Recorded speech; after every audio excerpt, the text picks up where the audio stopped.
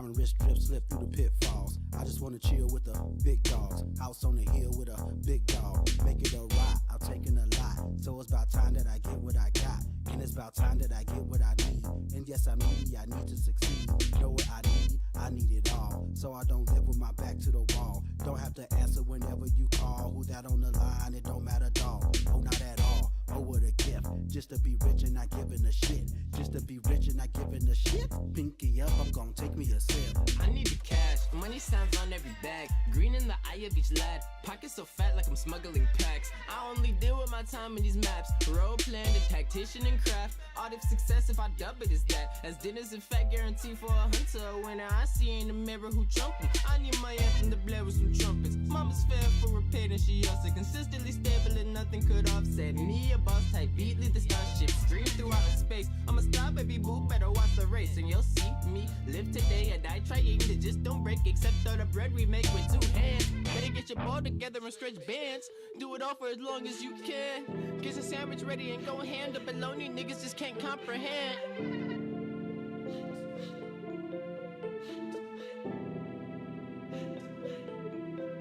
Yo, cash rules everything around me. In that I am drowning, cause I don't know accounting. Blame it on my school system, blame it on my county. In that I am drowning, blame it on my clowning. Blame it on my young and my dumb, and not knowing where it's from, and not knowing where it's going. Might as well throw it in the ocean.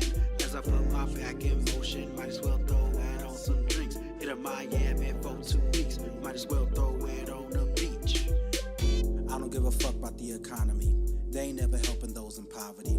They ain't never coming here to save you. Waiting on that trickle down in your brain roots. You the blood, sweat, and tears of this whole operation, though. You will make it operational, but don't deserve paid vacation, though. I don't know what I look like. Woo with a fool, I'm losing my cool. I need to make moves, get my community under a groove. Like one nation, so we never lose. Nothing can stop us now. They will not knock us down. We will not chill while they chop us down. That is not simply allowed. I'm not the one to kowtow. Cash rules everything around me. In that I am drowning, cause I don't know accounting. Blame it on my school system, blame it on my county. In that I am drowning, blame it on my clowning. Blame it on my young and my dumb, and not knowing where it's from, and not knowing where it's going. Might as well throw it in the ocean. I put my back in motion, might as well throw it on some drinks. Hit a Miami for 2 weeks, might as well throw it on the beach.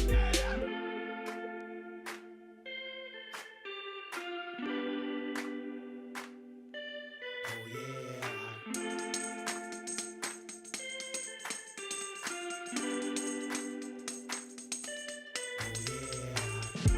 She love to back it up when we in the club. She love show me love. Oh yeah. She love to back it up when we in the club. She love show me love. Oh yeah. Baby girl, hold it right there. Baby girl, hold it right there. Baby girl, hold it right there. Baby girl, hold it right there. Baby girl, hold it right there. Baby girl, hold it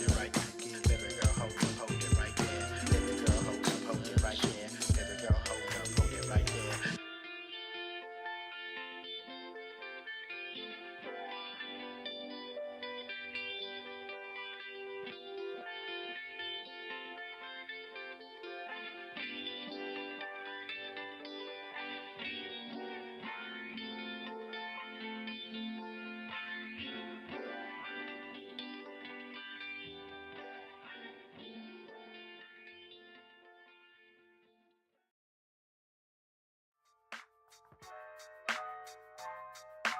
I would like to be traded to any other team but the New England Patriots. Big brain predictions. That's what I got.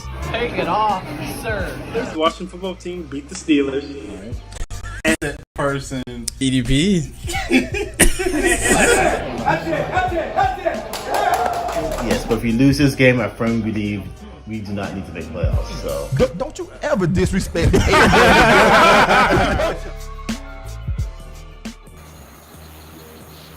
What is going on, folks? Welcome back to your favorite show on the internet. Welcome back to After Further Review, episode number 85. I'm your co-host, Dylan Brown. And their other wonderful co-host, Shaquille Brown. And I guess that makes me everyone's most hated co-host, Malin. How's everybody doing? Malin, I think we are doing well. Shaq is a little under the weather, hence why he is all right. remote this week. It's all right. Jordan, flu game. I'll be all right. Okay. I don't know. I'm just saying. I got a couple theories on why Shaq is outside of his own place right now. Okay. Two theories, two schools of thought. One, he knew that you were going to want to do the show in your underwear, and he didn't want to be in the same room as you in your underwear. So maybe he wanted to be at home. Other than that, he was probably way too excited out there doing Miami Heat things, celebrating the win last night after they whooped our ass. Which one was it, Shaq?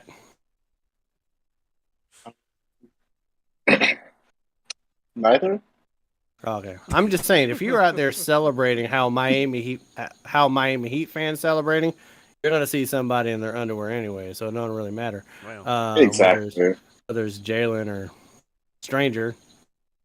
Yeah, but yeah. Wow. All right, cool. So you're really sick though, Shaq? Enough cough medication, life is good. It's all good. Okay. You know what's good for cough medication?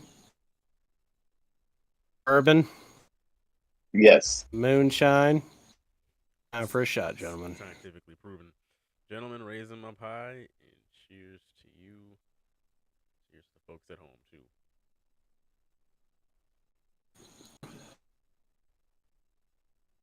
Oh, that's good.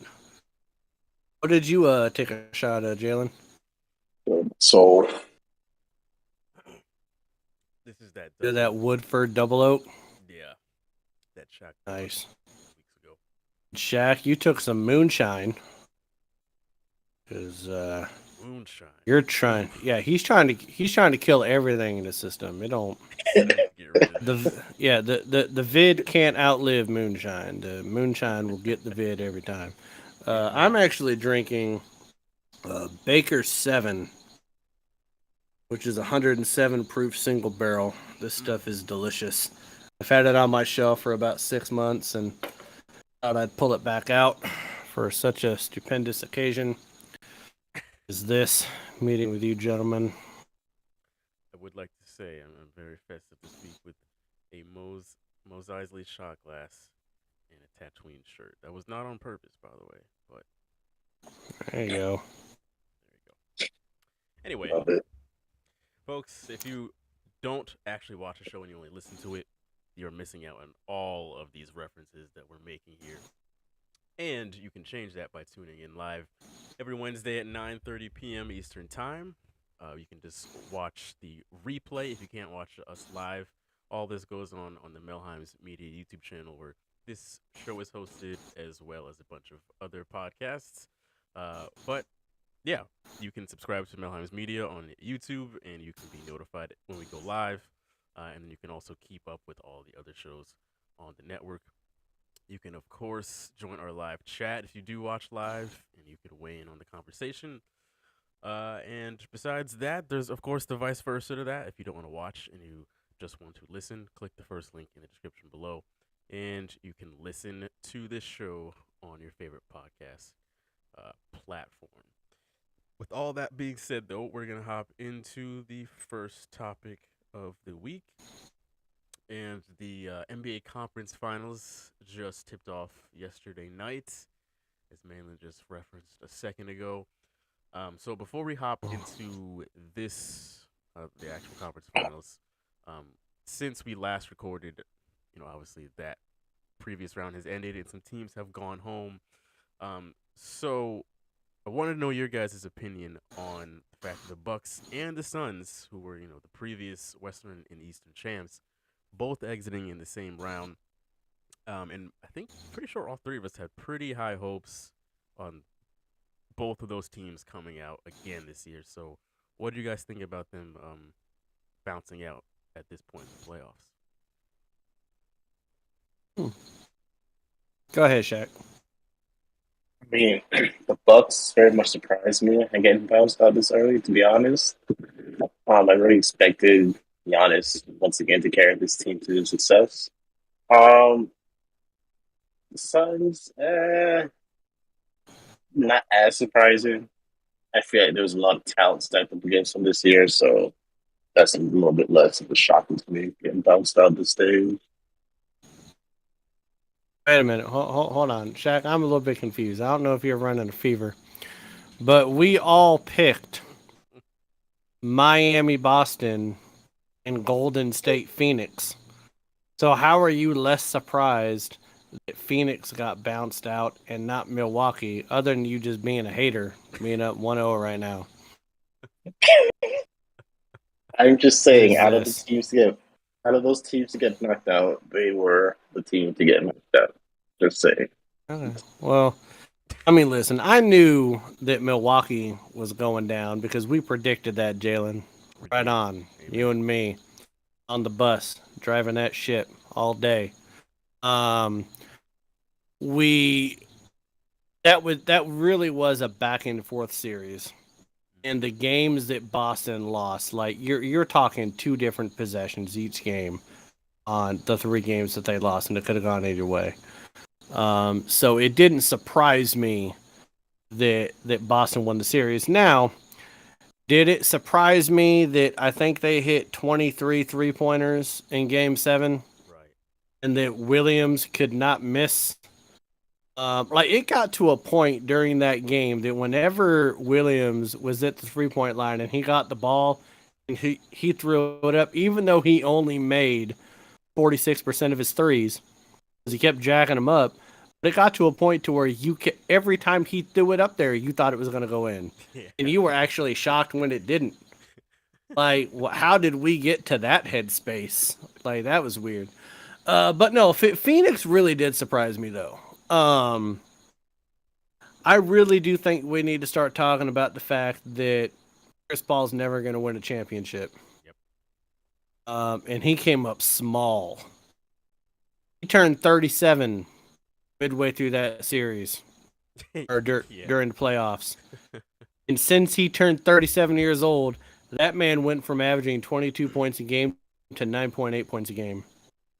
And he's threatening 15-year-old kids for harassing his family in the stands and fouling out in the second quarter of a game. Like, he completely unraveled. And I think that series is completely on him because Phoenix was feeling themselves after that Game 5 win. Yep. And I mentioned it last week. You guys remember Luka in the tunnel. It's like everyone talks tough when they're on top. Like, he was shouting it in the tunnel. And I don't know if you guys ever seen Luka act that way, but I've never seen him to be much of a talker. He went off in Game 6 and 7. He was not going to be denied. Phoenix they had an opportunity to be relevant and stay relevant in the NBA, and I think they just lost it. It was embarrassing. There's no reason why Dallas should have won that series. None whatsoever. And I don't think that Phoenix is going to be the same, and I don't think they're going to be the number 1 seed next year. I think this is kind of a crushing playoff loss that's going to end up haunting them, and I don't think Chris Paul is ever going to get back to the finals. Yeah, you say all that, and I agree with pretty much every word you just said. That Suns were definitely the most surprising out of the Bucks Suns. Suns getting bounced out was just like, wow. I thought there was no way there was gonna be anything but Warriors, Suns in the Western Finals. But here we are with the Mavs on right now. I will give Dallas their props. Like you said, Luka just completely went off. And like you said, him, really, really talking loud when, it's easy to talk when you're up. Like, I've never seen Luka mad before, ever. Or at least, presumably, I've never seen him mad before. Like, he always seems pretty, competitive, but he doesn't seem to ever get really bothered by anything. But now we know, do not piss that man off because he will send you packing. But yeah, Devin Booker, clowning him at the end of Game 5 when they were up big, and that came back to haunt him in the end. And like you said, Chris Paul played terribly, which usually in his past playoff exits, typically he's not the problem. But this was one of those instances where it's like, yeah, you do take a lot of the blame in this one because you just did not show up. Ayton, he's always 50-50 with what you're going to get from him. And he's going to be another reason that he may leave. And, you know, the Suns, as we know them, might fall apart, which I think is going to, whether he stays or not, I don't think the Suns are going to be as lethal as they have been these past couple years. But, yeah. And I think it's the narrative going in the Game 7, even after they won Game 6, was how is Luka going to handle a Game 7 pressure situation in Phoenix? Because it kind of seems to me like, I don't know if you and Shaq and John, if you guys agree, but like the narrative is kind of, is it like Luka's kind of soft, like he's not like a tough guy, right? Right. People forget that he played in Europe. A whole different kind of rules. Mm-hmm. People shoot fireworks and bottle rockets off at people while they're on the floor playing. You have people with automatic weapons as armed security in the stands because of how rowdy people get in those types of games. And people want to act like a bunch of drunk, wealthy people are going to intimidate Luka in Game 7 in Phoenix. I mean, come on. I mean, first of all, you're soft anyways. I'll give a damn. But there's number one, Shaq. I just insulted an entire state or city. City. Just want to make that clear. City. I've never liked the, like, you know how people will say like Cat is a fake tough guy, like he's known for having that image, and people will throw Luka into that same category. And I've never thought that was. I'm like, no, I don't think that's the same. Like, I don't take Luka as the same type of competitor that Cat is.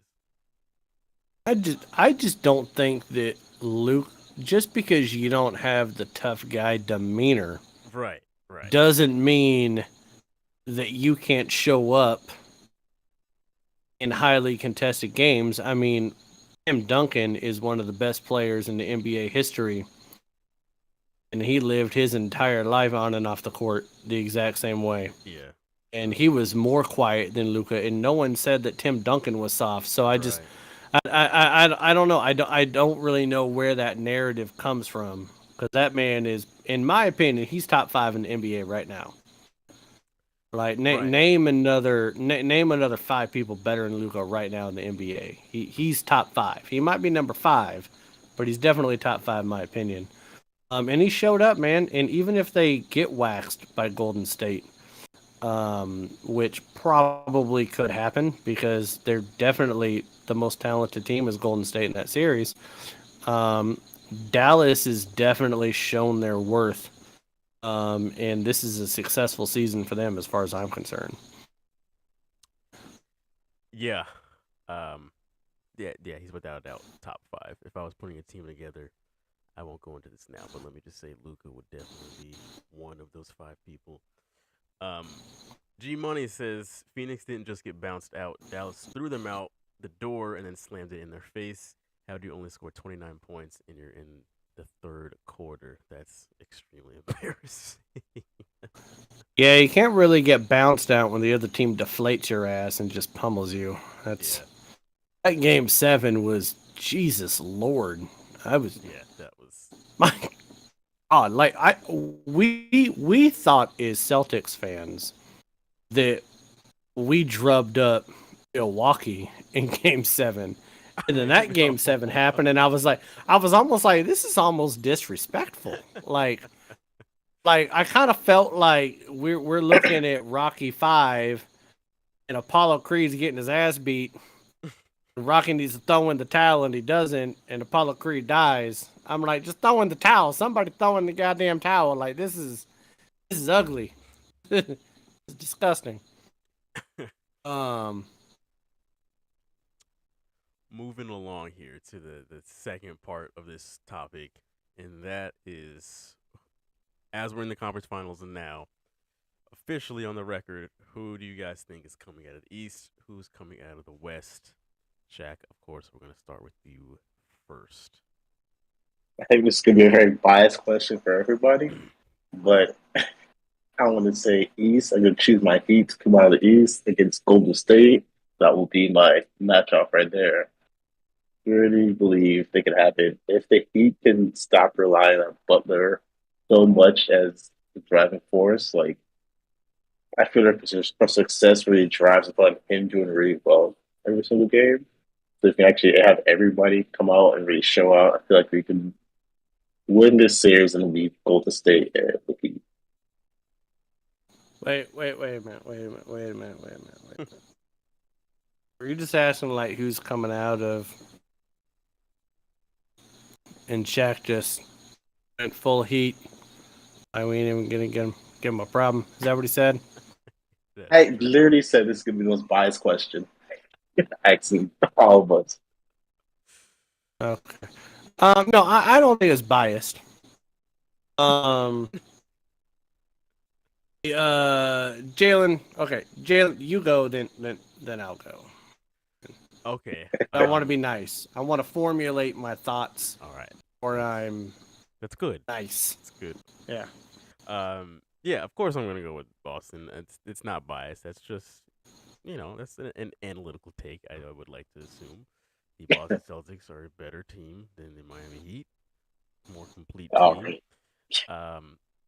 When Shaq says that the Heat need everybody else to step up, I think it's the complete opposite. I think they need Jimmy Butler to have those 40-point performances and not rely on Tyler Hero or Adebayo or Duncan Robinson, whoever. I feel like if that will kind of be the Heat's detriment, is the fact that Jimmy Butler doesn't do that more often, like have those kinds of performances more often. Yes, I know in the playoffs he's been putting up 40 points more often than not. However, I can't wait see a minute. Yeah. Okay, hold on, Jalen. Let's pause on the whole thing. First of all, how many 40-point games did Jimmy Butler have regular season this year? No, I'm not talking regular season. Anybody? I'm talking playoffs. I know. I'm getting there. But this year, how many 40-point games? None. Butler have this year? None. 0. How many has he had in the last 2 years in the playoffs? Total of 5. Right. Okay.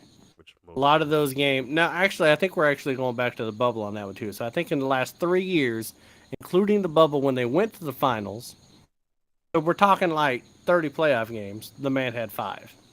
Okay, so he doesn't always come up big like that. Whenever he has one of these 40-point games, everyone wants to call him a superstar, which I do think he is a star in the league. I do.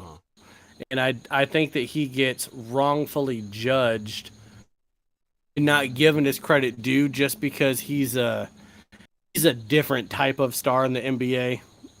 I would actually kind of put him like Allen Iverson-esque as far as like not conforming to the league and I'm going to be me and you guys are just going to have to deal with it. And he's definitely tough. I mean, hell, he made the quote, I just want to run into people and see if they're going to quit. I mean, damn, like what?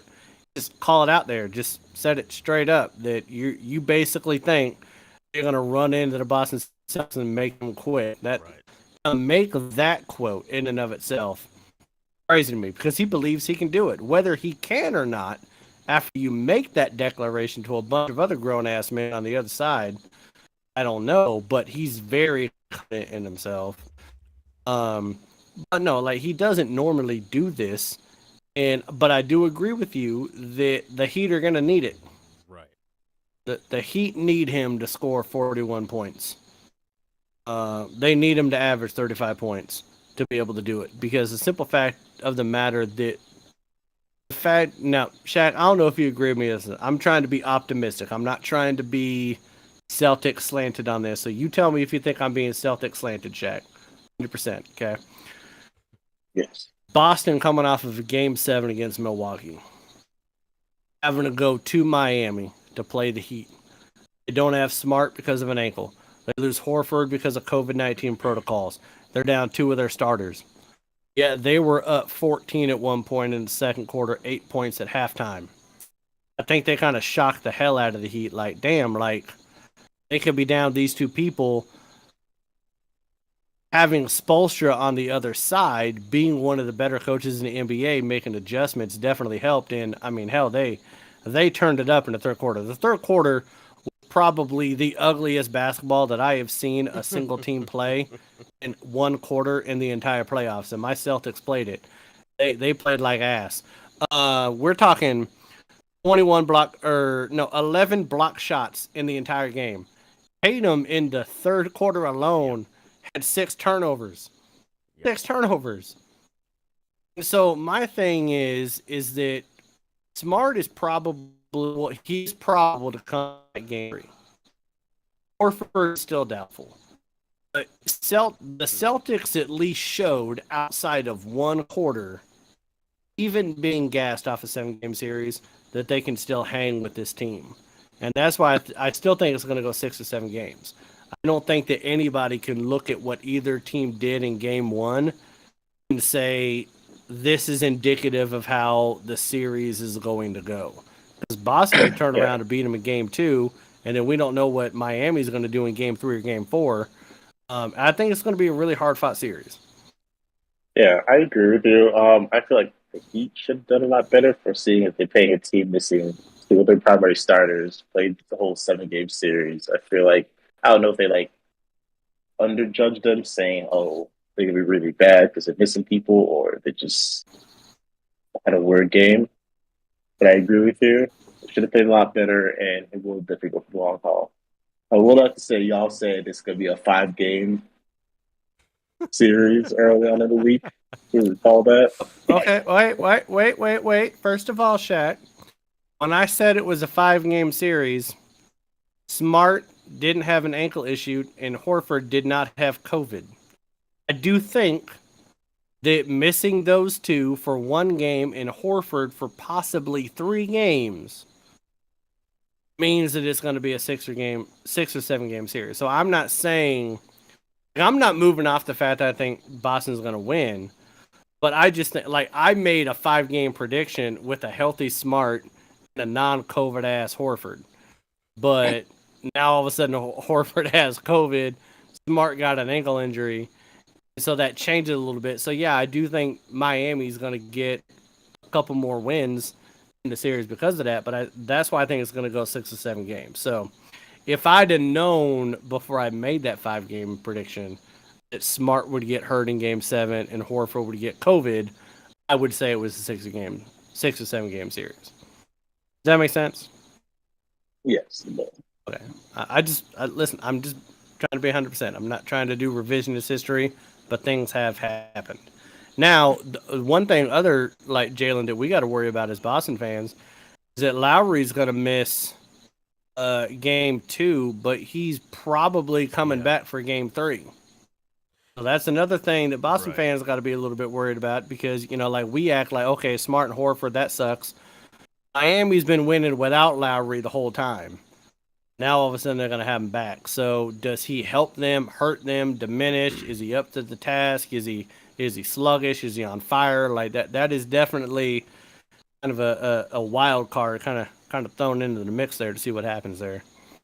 Yeah, I feel like if Smart and Lowry come back at the same time, it's almost like they balance each other out. Like that's the answer to one another is both scrappy veteran players. I'll still take Smart any day, but if they do come back probably around the same game, like 3 or 4, I'm cool with that as long as Smart is there. On the West side of things, Shaq's already said the Warriors.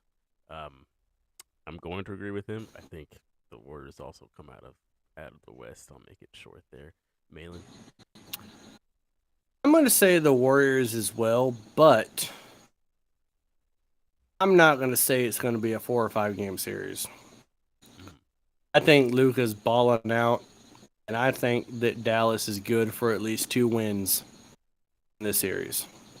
Because Golden State, even with having everybody healthy, it's not like they've been playing their best. Like, they've had some bad games in the playoffs. This is not the 2017, 2016, 2018 Golden State Warriors going out there and just trouncing everybody, and you just know that Steph is going to come up with some magic and score 40 points every game. Like, this is not the same Warriors. They're still trying to figure it out again. They have experience on their side, but I think they're hurting a little bit not having someone like Peyton II in there to come off the bench. Poole did cool down a little bit in the last series. Clay has still been hit or miss. He hasn't been as consistent as he was in the years past. Draymond is one technical away from getting thrown out of a game. So all of those things considered, I still think it's going to be a 6-game series. But I do expect Golden State to come out on top. But if Luka were to make me wrong, if he were to make me look like an idiot again, and come out there and ball out the series, I wouldn't be disappointed in it because I would definitely think he would deserve it. Yeah, that would be pretty unbelievable. I've got to say. Right now, they're down about 9 points with 7 seconds left in the first half. So, they're right there as of right now. But we'll see what happens. I just think that the Warriors' experience, the coaching is just it's championship level, top notch. It's really hard. So mess with that. So let me ask you guys just one question, okay? Because we're all Boston, Miami Heat fans. If our team, Jalen, if we have to face the Golden State Warriors, smart money, not heart, not emotion, who are you picking to win that series? Whether it's Miami, Golden State and Boston, who do you think wins the finals? So we're just going with Golden State in the West, and then either Boston or Miami in the East.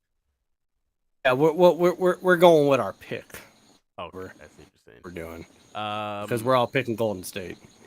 Right.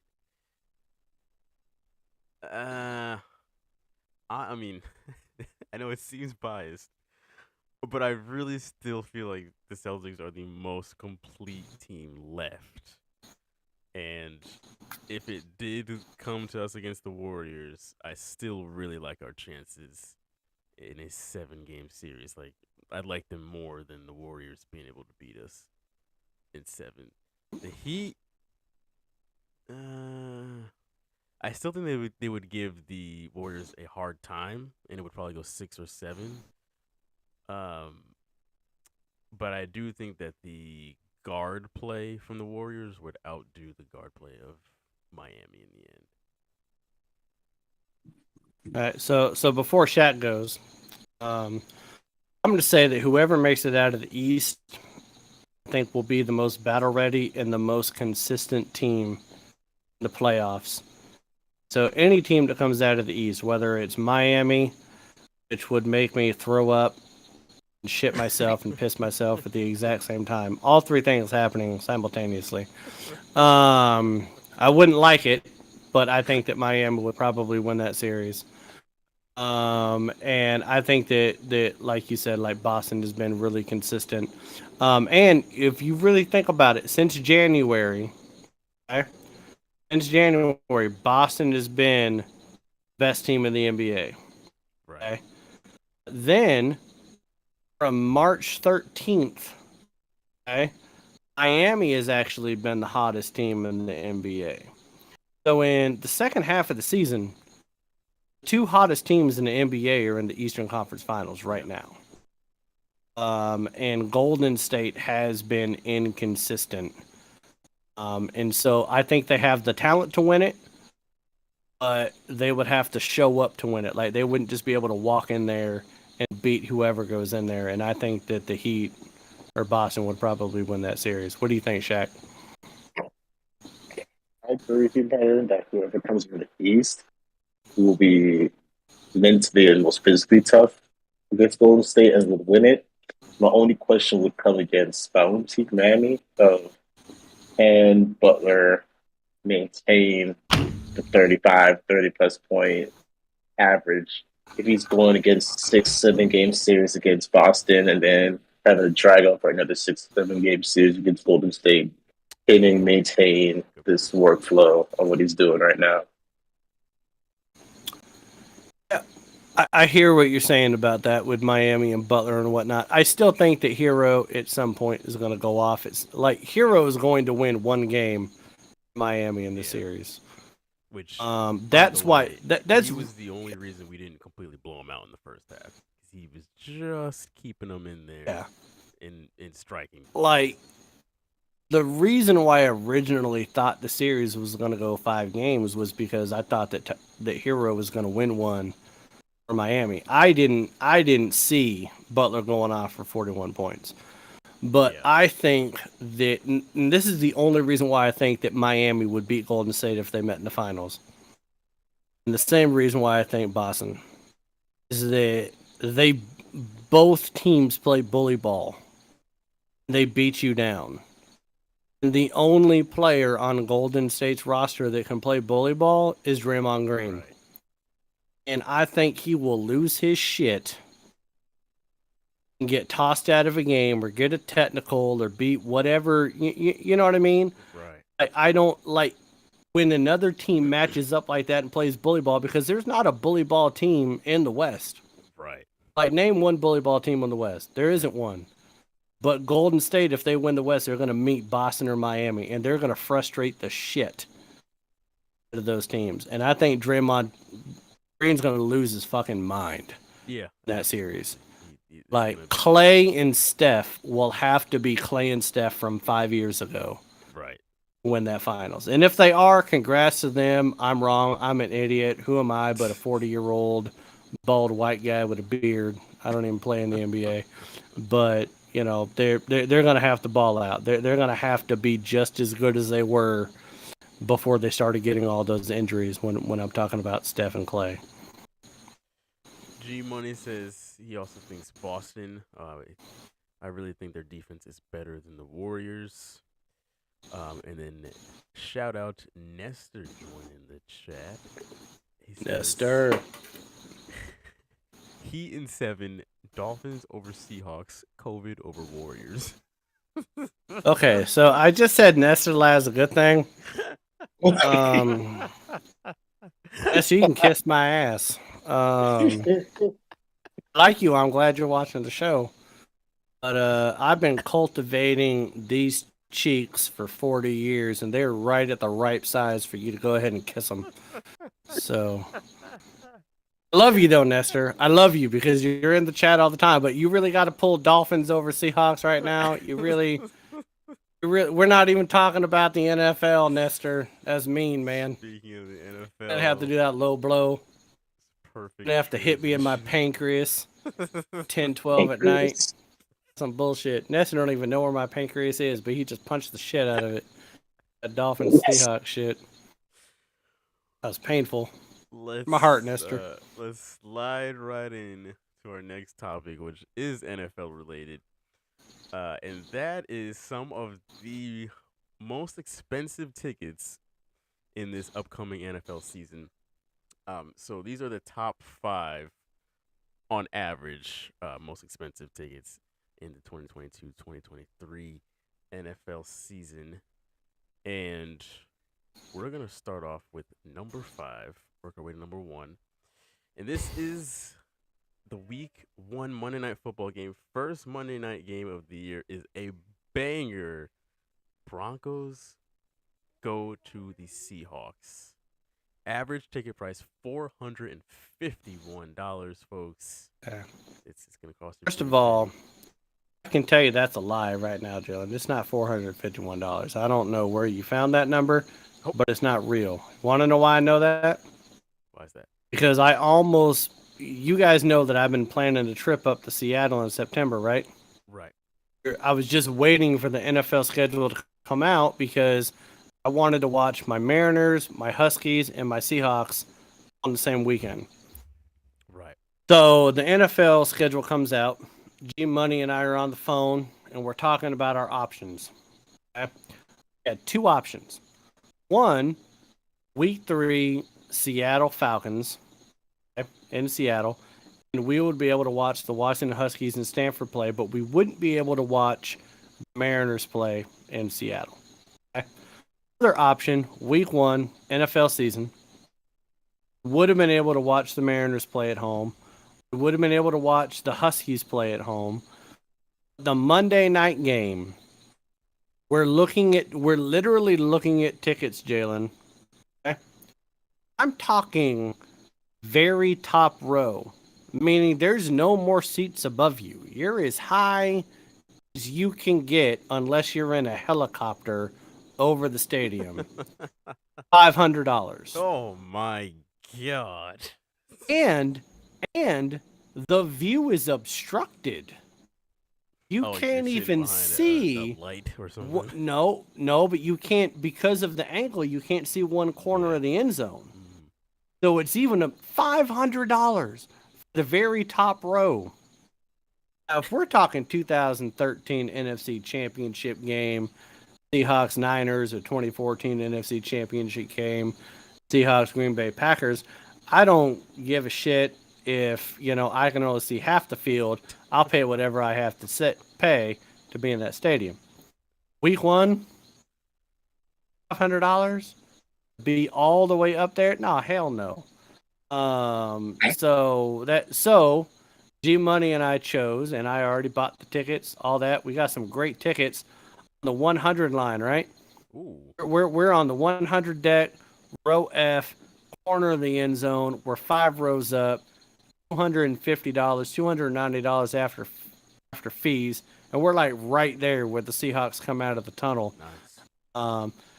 And so I was like, oh, because its prices were ridiculous. Now, Russell Wilson come to Seattle, I can understand it, but I'm a realist, and I hope we beat the hell out of him. I hope we sack him 18 times. He breaks a femur bone, and we win 31-10. I don't necessarily know that that's going to happen, and I'm not going to put $500 down on the ticket in the nosebleeds to see an ass whooping happen if that's what's going to take place. Shaq, any thoughts on this opener for the Broncos and Seahawks? I mean, I can see the hype, but I wouldn't be spending money week 1 to necessarily be doing that, to be sitting in nosebleeds. A good game. I'm sorry, but we're definitely excited for the game. Definitely tune in. And I will say this: the NFL is smart, right? Yeah, Because very smart. the Seahawks don't have Russell Wilson anymore. The Broncos do. Now, they might not have Judy because Judy wants to fuck around and find out with some domestic things. The guy's ass arrested, so we don't know if he's going to be there week 1 or not. But the Seahawks are either going to have Geno Smith, Drew Lock at quarterback. So you don't want to put this game 6 or 7 games into the season. Right. Seattle might only have 1 or 2 wins, and all of a sudden it's not as sexy. Yeah. So they needed to put it as close as possible. I just think it's kind of disrespectful to Seahawk fans. Like, it's like you get a divorce, but then the next birthday party, your ex-wife shows up with a new boyfriend. That's kind of fucked up. I don't appreciate it. So that's why I'm saying that, the NFL and Goodell, assholes. But whatever. Roll with it. Next game here, number 4 on the list. This is the Bucks at the Cowboys. This is the week 1 Sunday night game, and the average, quote unquote, average ticket price is $472 here. Now I will say this is from or through ESPN, and they said that they got their average price through Vivint Seats. G Money's in the chat saying it was $360 for tickets at the very top of the stadium of the previous game, of the Seattle game. I thought it was 500. Anyways, okay, so we're talking about Tampa Bay, Dallas. Right. Okay. So we're talking about the bandwagon bowl. That's what this is. Right. This is rematch of last year's season opener. Just flip stadium. The we them boys, pudgy ass Elliott, and what the fuck Dak and Tom Brady being 55. I don't know. Like what the. First of all, Dallas has not had a home field advantage ever since they opened up that new stadium because everybody goes to Dallas as an opposing team and they buy up all the Dallas season ticket games or season tickets because Dallas fans don't even want to go to Dallas games. So you always have 60-40 split with the opposing team outnumbering Dallas fans because, I don't know, that's the most Dallas thing you could possibly do. When you're the Cowboys. But you want to talk about bandwagon, you have a legion of Dallas Cowboys fans that think that they're America's team even though they haven't done shit since 1995. And then you got a bunch of Buck fans that scream Tampa Bay, and they only love the Bucks because they have Tom Brady. Yep. So, like, if there was ever a time where it's not that I would like say that this should happen, but if there was ever a terrorist attack and the stadium would blow up, that would probably be the one that I'm rooting for on week 1. I'm not saying it should happen. I don't want it to happen because I don't want us to go to war. Someone's going to be responsible. There's going to be a lot of military people that have to go fight and die somewhere and kill somebody because they're responsible for it. But if you're ever going to blow up a stadium, blow that one up on week 1 is all I'm saying. Just rid us of this cancer. Please, Jesus. I have no comment on that. Shaq, any thoughts on this matchup? Hard to follow that up, but yeah, I kind of agree with Mail. Nothing but a bandwagon fest, and the only excitement about that is watching Tom Brady come back again. Nobody wants to see Dallas. Nobody wants to see that. Listen, when you're in the game, they can't even break out into the stands because all you're going to see is a bunch of people wearing Brady jerseys and Dak jerseys circle jerking each other. Like, it's going to be just fucking ridiculous. Like, it's the worst goddamn thing you could probably do in the NFL is have those two bandwagon ass teams play. And that's week 1, right? Yeah, first Sunday night game. Yeah, we literally, if someone blows up the stadium, we could have like a moment of silence in week 2. Fine. Melon's wishing a 25 kill streak on the stadium. The Seahawks wouldn't have to fly to Germany. Oh, somebody November 13th. Wouldn't have to fly over there because the Bucks wouldn't be a team anymore. I'm just saying. Just throwing it out there. Shaq said someone is flying to Germany, all right. It may just not be a football team. Oh. But yeah. Throwing it out there. Anyway, next game, number 3, speaking of the Cowboys, they are going to the Packers week 10.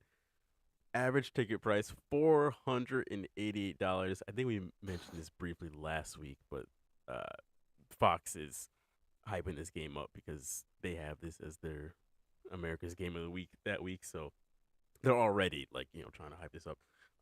But yeah, Cowboys at Packers. I don't understand why this is a big deal. When have the Cowboys ever proven to be a match for the Packers? Please, somebody fill me in. This sounds like a snooze fest to me, but Malin, what do you think about this one? Listen, again, I'm not saying it should happen, but if it did happen, we wouldn't even have to worry about this game because it wouldn't be played. But anyways, so Dallas and Green Bay. The only reason why this game is relevant, okay, reason. Ice Bowl, NFC Championship game for Super Bowl 1, Dallas Cowboys in Green Bay, Bart Starr, quarterback sneak, up the middle, 1 yard touchdown, bam. Like, that is forever in NFL lore, okay? So they've always pitted Cowboys and Green Bay Ever since then. And then you have the whole, was it a catch or was it not a catch with Des Right. Bryant? First of all, that was a fucking catch. And that's the only time you're ever going to hear me speak positively about the Cowboys, but that was a catch. And Des got robbed, and Romo should have advanced, and his legacy would probably be different if they had actually ruled that correctly on the field. You guys should have beaten the Cowboys in that championship game, not the Packers. Yeah. Oh, and we would have whooped the shit out of them. I'm just saying. It wouldn't even like Russell Wilson could have still thrown 5 interceptions in the game. We probably would have whooped him 34-10. But because we were playing the Packers, we had to take it into overtime with those 5 interceptions, which I hope Russell Wilson does week 1 against the Seahawks. 5 interceptions. You want to know, like that. The only time that Russell Wilson has thrown more than 3 interceptions in a game has been against the Packers both times. The 2014 NFC Championship game, 2016 in December against Green Bay in Green Bay. I only know that because it was the day after my son Jackson was born, and I was in the hospital watching that game, and I was looking for some sort of airbag to put into my blood system and just push the bag a little bit. That was depressing. But anyway, so back to Green Bay and Dallas. How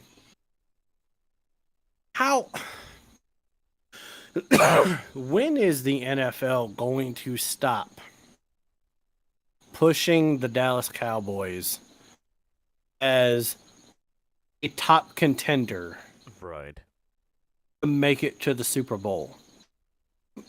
Like, first of all, they're not even the best team in their own division. Philly right now is better on paper than Dallas is. Dallas has not won back-to-back division titles in 25 years. Yep.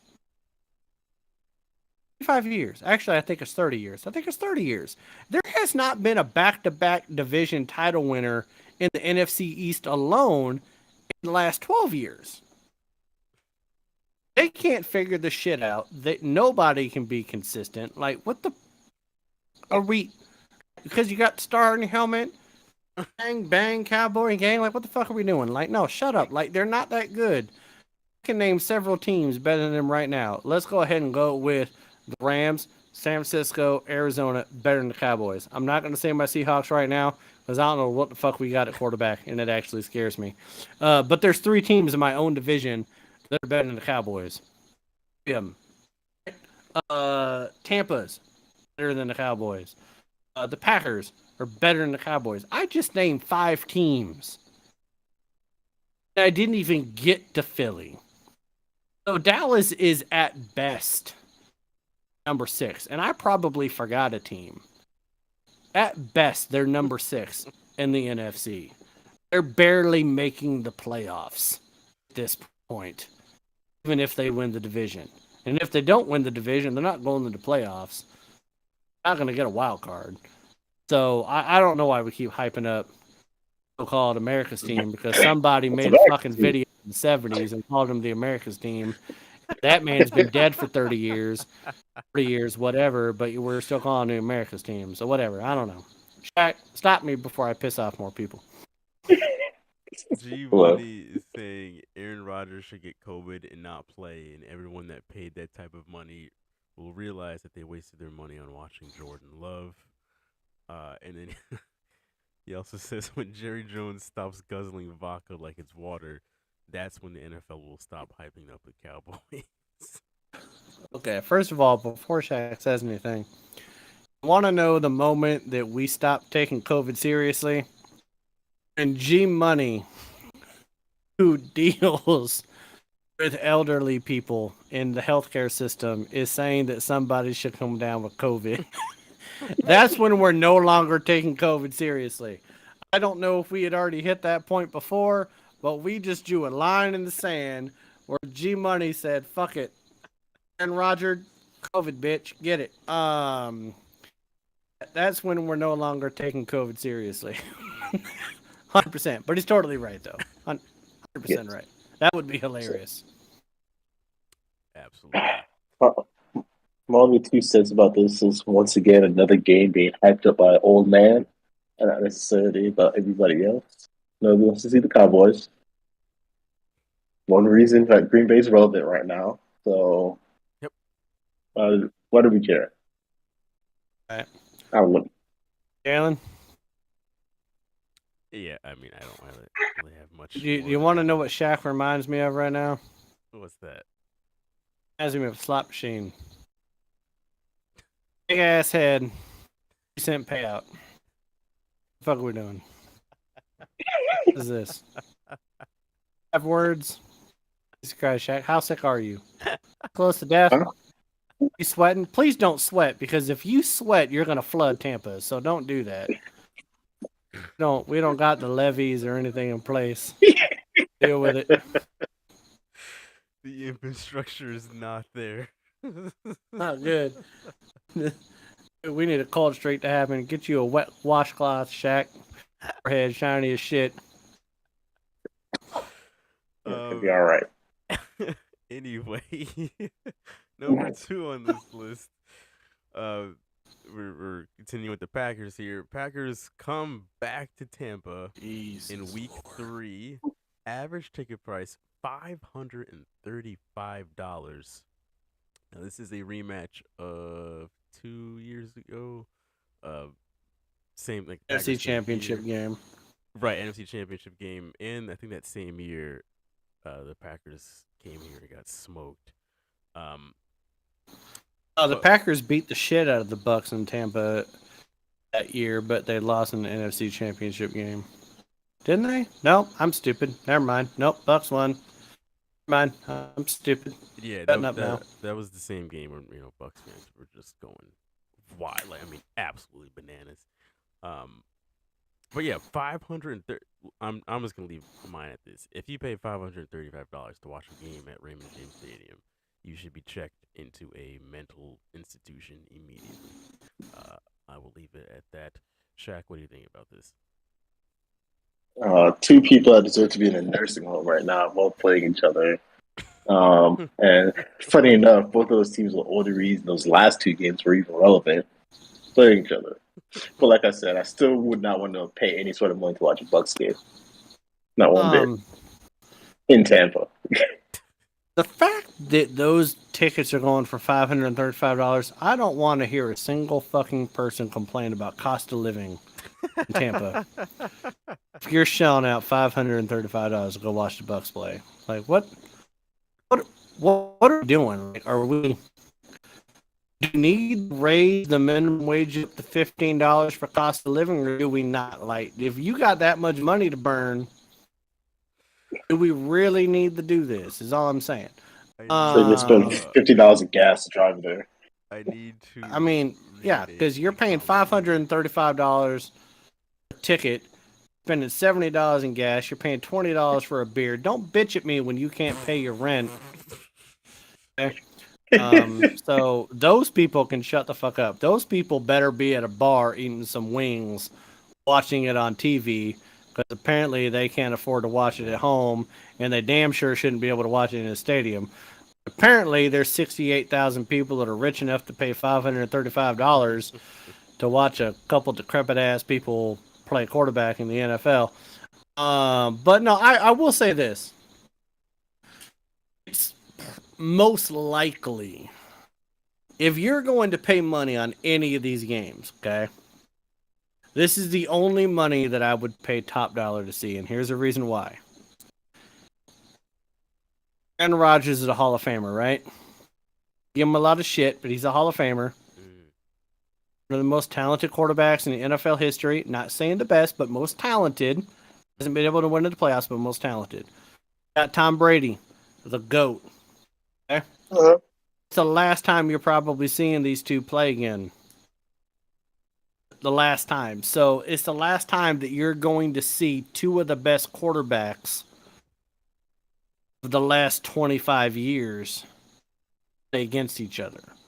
So in my opinion of this top 5, It's the only one that comes close to being worth the money going to see it, because you will be seeing history to some degree, because they're probably not playing each other again. And it's probably the last greatest quarterback that Tom Brady's ever going to play against. Because when you look at that schedule, he's not playing a better quarterback outside of Aaron Rodgers, and this is most likely Tom Brady's last year. This is his swan song. He tried to retire, and he decided that, you know what, my wife is hot, but she's annoying, and I don't really like my kids, so I'm going to come back and play another year. Let me go ahead and get rid of Bruce Arians because I don't like him as a coach. So, whatever we got to do to make him happy. But yeah, this is the last time we're ever going to see these two play again.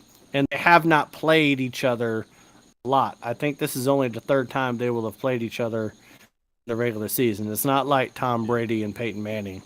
You saw them, I think, like 9 or 10 times. So, before we hit the last game here, Nestor's back in the chat, and I'm just gonna put out. This is what he said. Shit!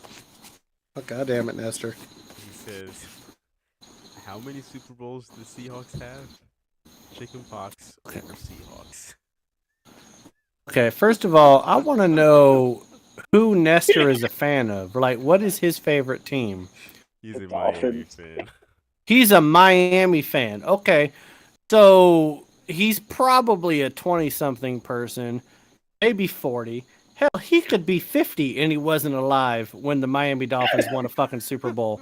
So he's never seen his team win a Super Bowl. One of the most talented quarterbacks in NFL history, Dan Marino, couldn't win a ring. Okay, he let the Patriots bitch slap his ass, lube his ass, stick it in his ass for over 20 years. So stop with the Miami shit. You got Tua at quarterback. If Russell Wilson can't see over an offensive line, fuck the Dolphins. Like, what are we doing? Like, and your nickname is the Dolphins? Like, a dolphin? Hey, Willie, that's what we're doing? We're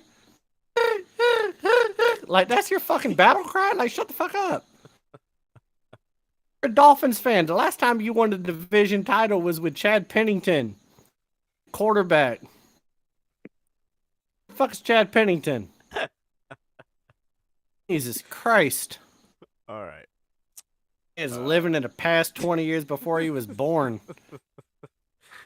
You can't even get the Miami Super Bowl. You can't even get a Miami Super Bowl on VHS. On some fucking reel somewhere. The only time you can ever watch them win a Super Bowl is when the NFL films. Sit out there in one of the greatest games. It's that fucking archaic. Jesus Christ. Stadium doesn't even exist anymore. The games that they were playing in Miami when they won a Super Bowl. Stop me with that bullshit.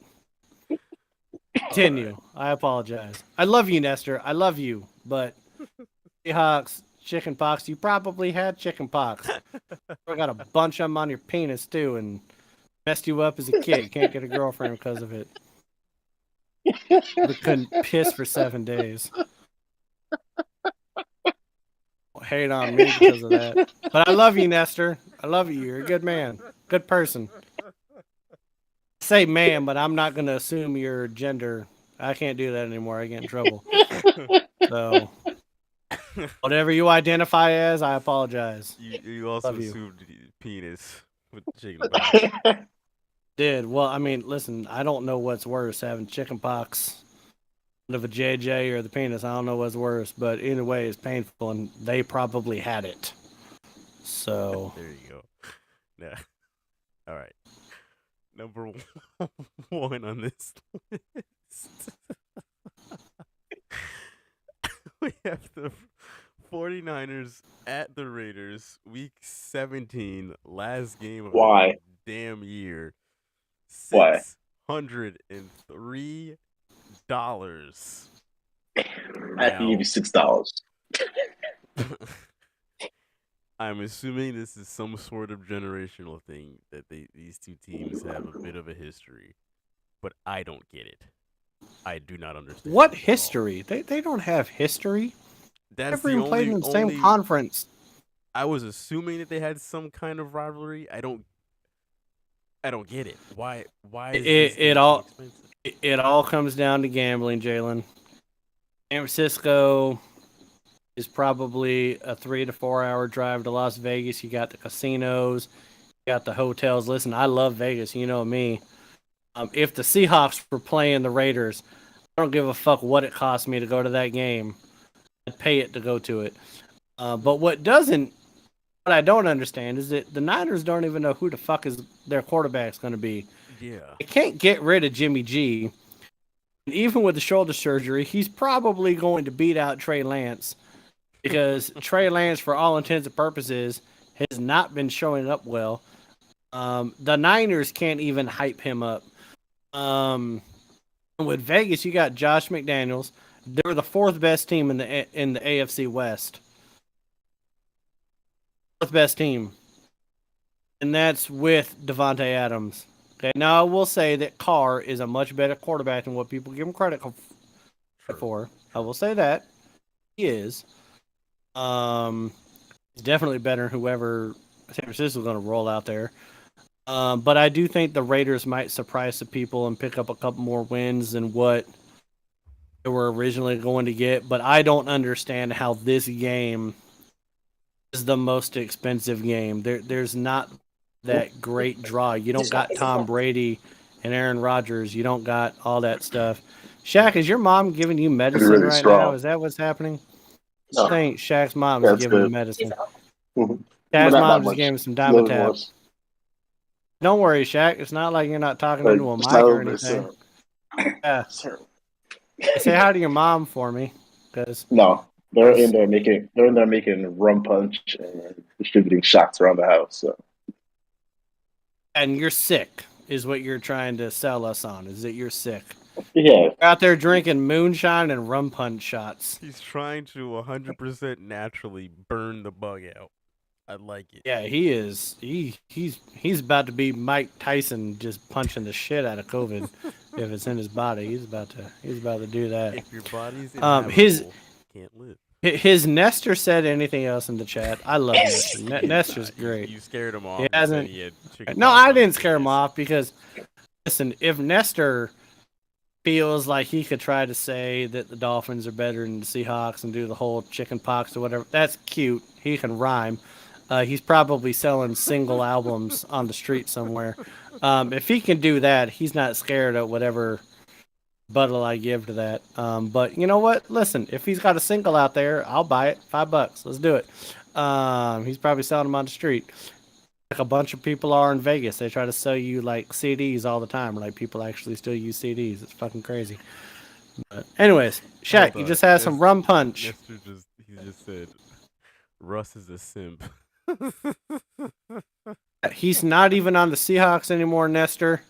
Get off the fucking weed, my man. Not even on the team. The man bought a puppy and named it Bronco. We're well past Russell Wilson being a Seahawk, for God's sakes. Jesus Christ. Nestor Anyway. probably just sat on a plunger and acted surprised.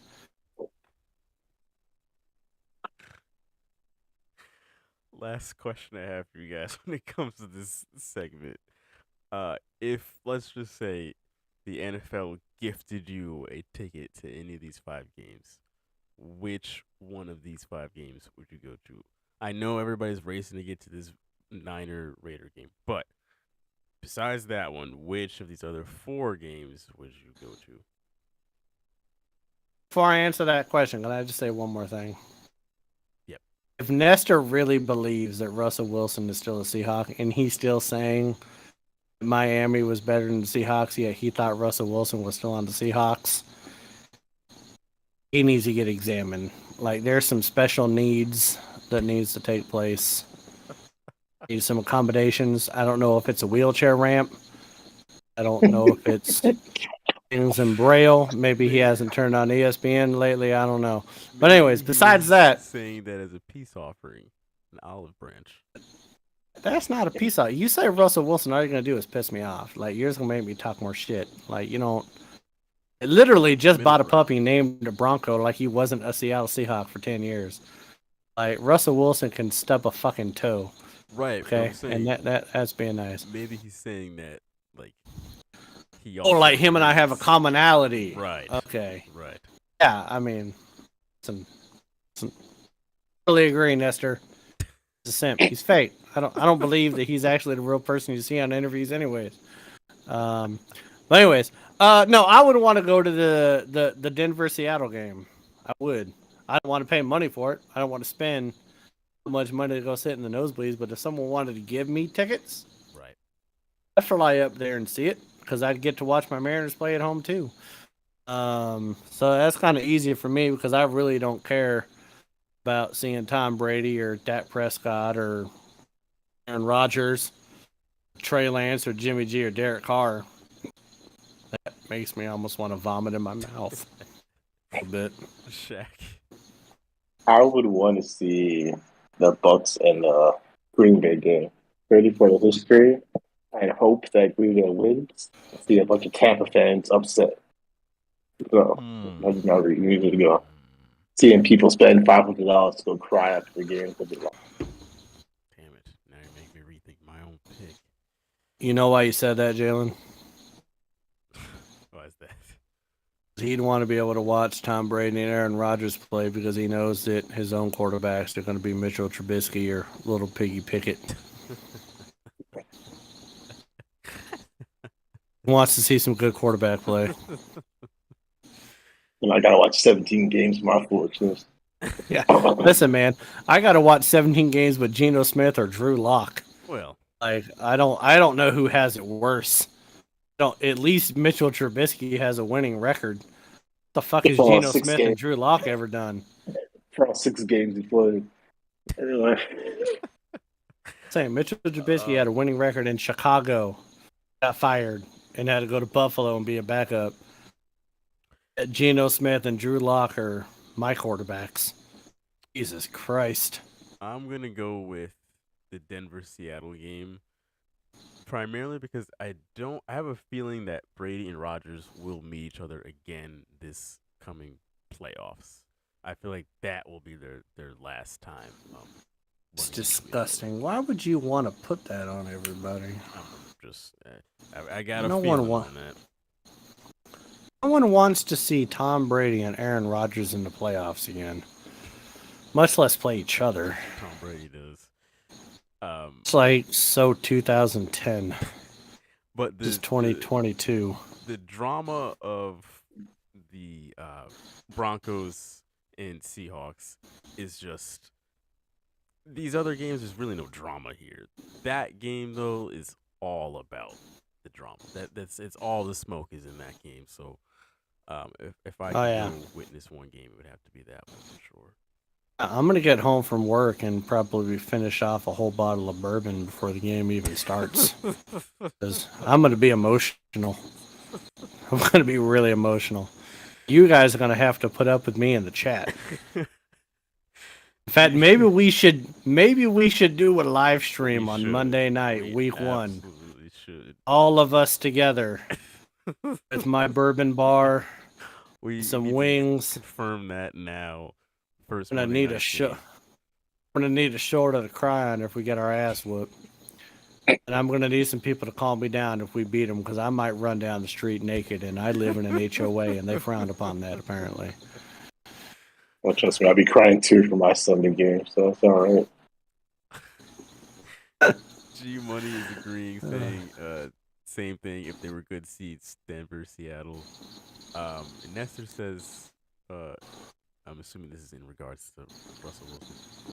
Even worse, he was your last hope. Okay, so I would just want to ask, like, what is Miami's next hope? Is that your next hope? Hurry. Maybe? I don't know. What are we... last hope for what? Like, I don't understand. Esther, put down the shovel, man. All right. Like, damn. Let's. Dan Marino was y'all's last hope, and he played in 1998. I don't even know if you were even born then. That was your last hope. Before Tom Brady was born, was your last hope of winning a Super Bowl. Okay. Because now Josh Allen is better than anybody else in that division. Jesus. Before we hit the break, I would like to mention that the Warriors are up by about 20 points going into the fourth God quarter. bless America. Yeah, I think we all kind of expected that in game one. So, we're going to take a halftime break here. Everybody refuel, get your mind back straight. And in 7.5 minutes, we'll be back with the news. You do you. Ain't no need to think it through. It's flowing on through your body, flowing on through your veins. Don't drive yourself insane. You already know you hit to the game. Now live up to your name. Live up to your name. I feel it with the fears in my head. Can't get it out of my mind.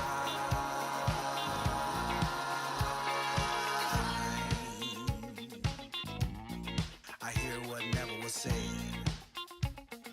I feel the unknown with the fears in my head. They attach, they latch. I got a brand new batch. They don't lack, that's facts. No slack. Pimp tight, attached from the inside. They'll fuck up any kind of night. They'll fuck up any kind of vibe. Playing tricks with your mind. I cannot get it over.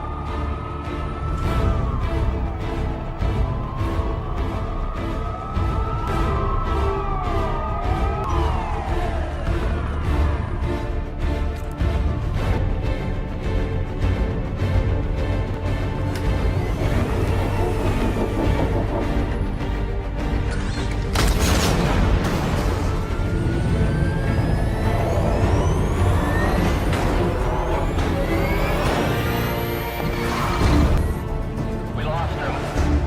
How could you lose him? He's got a lot of firepower. What, and you don't? I will. How about this? Here's my bet. I will show up to the bar with the Juju jersey. If we win, I will give it to you, and you have to wear the Juju jersey on the show next Wednesday if the Steelers win. But Shaq cannot take the jersey off at any point during the game. That's fair. Fair On enough. the whole game. They bring 5. Smith goes sideline. It's caught by Miller, who lost the football, and it's recovered by Sweet. Inbounds with the clock running and no timeouts. And they scramble to kill it. Down to 3 and 2. They line up with 1. Yeah, pretty freaking plain. I'm chucking the shit out of Del Mabry. By the way, How can you not see that there is 1 second on the clock? This is emotional. Boy, you better spike the shit out of this, Gino. Oh, whoa! What do you mean, wide left? There was. No, he thought we were friends. I better fold that shit up. He ain't done yet. Come on. Get off the ball. I respect your attitude here. We'll be quiet. No, it's great. You're laughing and having a good time. He's the one drinking beer. I'm drinking water. Did you know AFR is also on Spotify and Apple Podcasts? Click the first link in the description below to listen to the most recent episode of the show. 8 fans fell out of the stands as Jalen Hurts is walking into the tunnel. I will just preface this by saying all those people were just fine, no serious injuries. they were all right, but god damn, that was funny to watch. Fortunately, knowing how the Eagles fans are built, the last thing you should do is lean their body weight against anything. First of all, you got to be a real diehard Eagles fan to be reaching out that far to get a high five from Jalen Hurts. Like I said, is only averaging 188 yards passing a game. Okay, I'm just saying. Live chat here, TW1. I swear, y'all come out of fucking potholes like cockroaches. Steady Eagles haters. We aren't going to win the Super Bowl, but we might win the wild card. What does maybe. that? What does that matter? What does that matter? TW1, 50% of teams have a shot at winning the wild card. Maybe. I swear to God, these Eagles fans just really be riding whatever wave they can catch. They're gonna catch a rip off a puddle that would rhyme it. I love how we're not even talking about the Eagles right now. Yes, Where the fuck you even find this, bro? He's like, we're talking about the other team in Pennsylvania, people.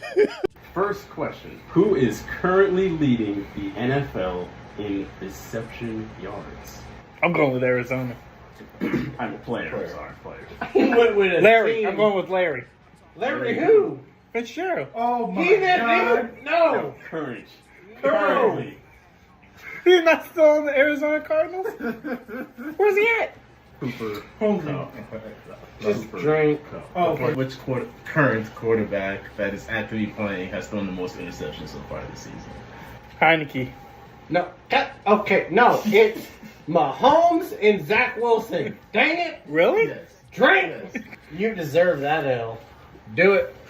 Your head coach, Ron Rivera, he won a Super Bowl in the 80s as a part of what team? Fuck it, Michigan. No. Wait. NFL. NFL, my guy. NFL. Oh. Oakland Raiders. That was a good guess. That's good. It was Washington, wasn't it?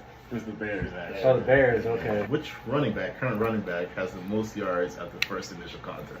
Jesus. 45 seconds. What was your You were wiping your forehead. Don't worry about What it. they got to do with me and my Henry. Does me watching my phone change time? It does because that's like a time zone. Who was our quarterback at Washington or Redskins? He was the first black quarterback on the Washington football team. Why are you asking me this? Oh my god. Jason Campbell. No. Hell no. I was saying the first black Get quarterback. out of here. Yeah, he's black, isn't he? The first black quarterback on Washington football team. Or Doug Williams is just as black.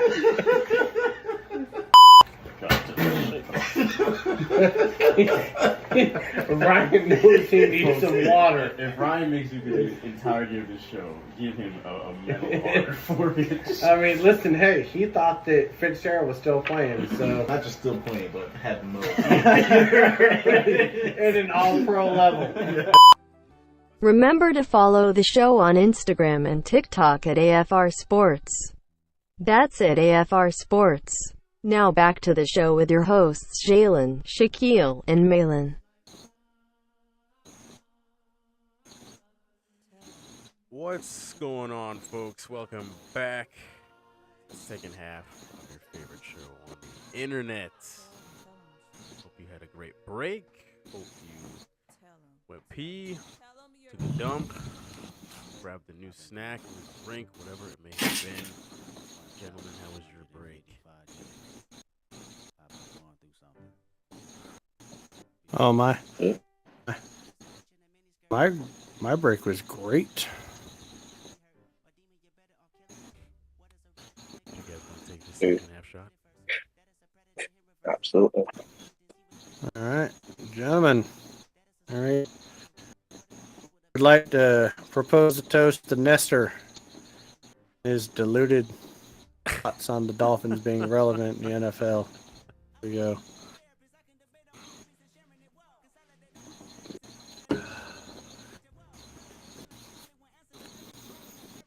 I love that Shaq is literally sipping moonshine out of a mason jar. That is There's no way that outstanding. Moonshine. Oh, it is. It is. Man. Man's just drinking right out the goddamn mason jar. That's a COVID remedy if I've ever seen one. Oh, you sweating the COVID right out right about now. That's what Yeah, I'm he's doing. like, oh, I got COVID. Let me sit outside in 1,000% humidity and drink moonshine. Bitch will be gone by morning. That's what we're. Could have put the South in charge of the COVID response. End of that shit real quick. We did by pretending it never even happened. Our state didn't even shut down. Yep. That's the best way to do it. And have a problem if you don't acknowledge it. Folks in the background, you're hearing the soothing sounds of that new Kendrick Lamar album. You can listen to the rest of it on your own time. So, because copyright is still real. Anyway, we're going to get into the news for the week. Can I get some breaking news real quick? And breaking news. I just wanted to remind everybody that's listening to the show that back in 2020 in Week 4, the Seattle Seahawks played the Miami Dolphins and beat them 31-23. And that simp quarterback named Russell Wilson went 24 for 34 with 360 yards and 2 touchdowns. So I just wanted to put that out there, make everybody aware that happened the last time those two teams played. So, but again, with the news, sir. God bless you. And here we are. All right. So first actual piece of news here. Jarvis Landry signed with the New Orleans Saints a few days ago. What do you guys think about Jarvis? He was one of the few wide receivers who was kind of floating around out there and signed with the Saints. So what are you guys thinking about Jarvis Landry going to the Saints? Well, here's my thoughts about Jarvis Landry going to the Saints. They have the best wide receiver tandem in the NFL. It's wide receiving core. Michael Thomas, as long as his foot's better. I don't know if it was a hang nail, an ingrown nail, something, plantar fasciitis, whatever the fuck that is. Whatever it is. If that's better, and Michael Thomas decides he wants to play football again, one of the best wide receivers in the game. Okay? Then you got Marquez Callaway, who is definitely a deep threat. Burner. Hands, right? Chris Olave, who's a rookie out of OSU. He was one of the top 3 wide receivers in the NFL draft. And then you signed Jarvis Landry.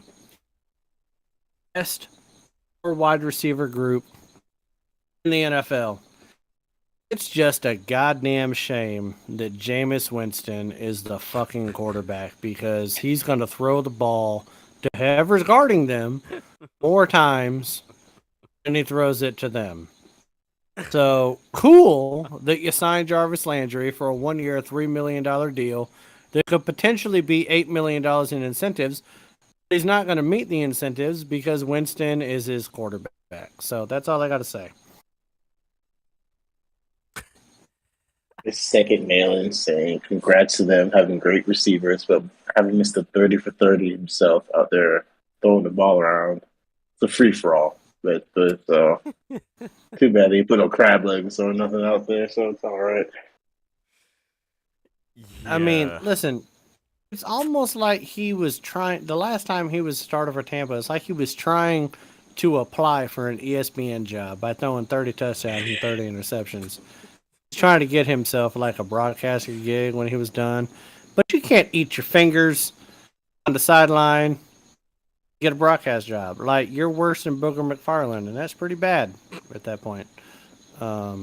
Speaking of Saints, Drew Brees, he came out and said, so apparently his NBC gig, that contract is coming. Wait, hold on. Jalen, you didn't comment on the Jarvis Landry. Oh, I was just going to echo what you guys said. I mean, Jarvis does not strike me as a good jump ball go-getter, which I think you would have to be if Jameis Winston is your quarterback. So this is Well, kind of okay. neither here nor there. Okay. But you got to look at his quarterbacks he had in Cleveland. I still got to think that Jameis is a little bit of an upgrade from what Yeah, he's I mean, had when you in put it Cleveland. like that, sadly, yes. A little bit. A little bit. A little bit. He hasn't even been a starter. I mean, it. Okay, but on with the Drew Brees talk because this is funny. Yeah, so apparently his NBC thing is coming up soon, which I guess they only signed him for a year or something. I'm not sure, but he's unsure of what he's going to do next. He threw out a bunch of possibilities, one of which was going back to play football. I damn near made this my what's up with that for this week. But do you think there's any do you think he's for real when he's saying, I maybe I'll come back and play football again? Okay, so I don't think he's necessarily for real about coming back to play football. I think he's using that as a bargaining chip for his next broadcasting job. But let's be real, at NBC, he was terrible. It was more than a 1-year gig. They just decided you're just as good as Jason Witten and Wilson, and you're not actually good at talking about football. You're not Tony Romo. I don't know if it was the scar on his face, the birthmark, whatever it is. Maybe it wasn't good for television, but it just wasn't good. But yeah, so NBC was like, listen, we're going to can you. We're going to give you the opportunity to get out in front of this, and you can go ahead and be like, listen, I have all these other opportunities. Now, I will say this. I don't think he's serious about playing football. Let me say it right now. If you want to come back for another year, come to Seattle. Come be the quarterback of my team. Okay? Here's my thought process behind it, Jalen, because I saw you do the little shoulder thing like I'm out of my fucking mind. No, But just I give don't you a think couple so stats at all. here. That's a good idea. First of all, I've already stated that my two top quarterbacks are Geno Smith and Drew Lock. Okay? Put them both in the blender, and you're still not going to get a starting quarterback if you blend the two of them together. Second, over the last 5 years, go routes in the NFL, which is the deep ball. Okay, for people like Nestor that might not understand what a go route is, that's when you go deep. Okay? So go routes in the NFL. The average throw is 52 yards. Okay? 52 yards. Peyton Manning, the year that they won the Super Bowl in Denver, came out and even admitted he couldn't throw the ball 40 yards. Okay? Don't want a Super Bowl. Downs, dump passes, whatever.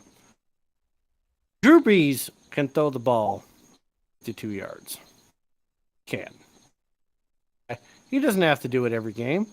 Seattle's ground and pound. They want to run the football. They want to do play action. They want to use the run to set up the pass and then hit the slant, hit up the middle, throw the ball deep. Like Drew Brees would be perfect in that offense. Timing offense with Tyler Lockett, first of all. You want to talk about magic, Russell Wilson and Tyler Lockett, just oh my God, that was beautiful. You can go ahead and throw up a 52-yard jump ball to DK Metcalf, and he'll catch it and piss on his defender at the same time. And so I think that Drew Brees would be perfect in Seattle. I would love to see somebody wearing the green and neon and the gray, wearing number 9 with Drew Brees and the birthmark and all. Come to Seattle, baby. I don't know if you're serious about it, but please, baby Jesus and your beautiful golden loincloth diaper, make it happen. I really don't want to see Geno Smith out there, quarterback. It's sad. G Money says that Brees signed with Fox, so probably not coming back to the NFL to play. I just looked into it, and it seems like Fox is heavily trying to recruit him. It seems he signed with like Fox Sports, or did he sign with like the song? Like, what does the Fox say? Like, what is he? What are we doing? Like, are you saying there's still a chance? Like, I'll be Dumb and Dumber, Drew, Jim Carrey. Is there still a chance? I would love for Drew Brees to be a quarterback. Don't sign with Fox, man. They don't care about you. You just lost Troy Aikman, for God's sakes. And he's just going to be the fill-in until Brady retires. And they're going to be like, all right, go ahead. Get out of here. Jack, what do you think? I feel like he was entertaining going back to football at the end because of Brady, just for the hype of being like, oh, maybe I'll come and do this. People are like, word? I don't think he's going to do it. I think he's going to still continue broadcasting. I feel like he's done abusing his body and playing football. I don't think he's really trying to be all that and play football again. Okay, but here's a serious question, though. You guys not think for 1 year it would work with Drew Brees in Seattle? I think it would. That's a good situation for him to go to, without a doubt. A run-heavy offense, short passing game, throw it up to DK Metcalf. Doesn't have to throw for 5,000 yards. I'm just saying, it looks like a match made in heaven. I think that Pete Carroll needs to put on those Nike Monarchs and those big-ass white socks and khaki pants and run after him and make it happen. I don't know. Next piece of news here as we go into the NBA. So James Harden has the player option coming up this offseason where he can opt in to, I want to say it's $47 million. However, obviously the Sixers could offer him a max contract if they want to keep him around long term. But they are apparently not expected to give him that max contract. What are your guys' thoughts on James Harden, who used to be the franchise player wherever he was at, not getting the max contract? And when I say wherever he was at, I mean in Houston, because it definitely wasn't in Brooklyn. So, what is the amount of money he can opt into next year? I think it's $47 million or around there. Okay, and a max contract is going to pay him what, $320 million? Probably total. Okay, so a couple things about this. First of all, James Harden. If you look at a picture of him, Houston, he won the MVP. There's a picture of him now wearing a Philly jersey. It looks like he's allergic to bees and got stung. So, first of all, that man needs some bug spray. He's going to do it. Second of all, are you really going to pay $320 million a max contract to someone that averaged 18 points a game in the playoffs? 18? The man averaged 8.5 assists a game and 4 turnovers a game. So he only had a plus or minus of 2 assists to turnover. I don't know about you guys, but every time I watch the Sixers play, every time he did something fucking stupid on the court, his eyes got really big, like this. I was like, I can't believe that happened. I don't understand what just happened. Like, in his eyes would stay like this for 2 minutes. He'd be like, I don't understand what just happened. I was just eating a donut on the sidelines. I come into the court, got the ball stored, and they did a fast break and they dunked on me. I don't understand. I couldn't catch up to him. I don't know if it's the Krispy Kremes or the old age or the bad back or the fat suit I'm wearing. But what, really? Like, who's going to pay the man $320 million? I will say that it would be the most Philly thing to do. Pay him if anyone's going to pay him a max contract, it's the dumbass 76 is going to pay him a max contract. If they do, he will laugh his fat ass to the bank and still not give a shit about basketball anymore. That man don't care about basketball. He has the talent, just like Kyrie Irving. He has generational talent. Problem is, he's not in the gym like people like LeBron James.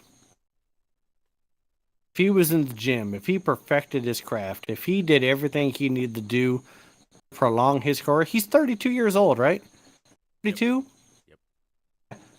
32 years old, former MVP. He looks washed up.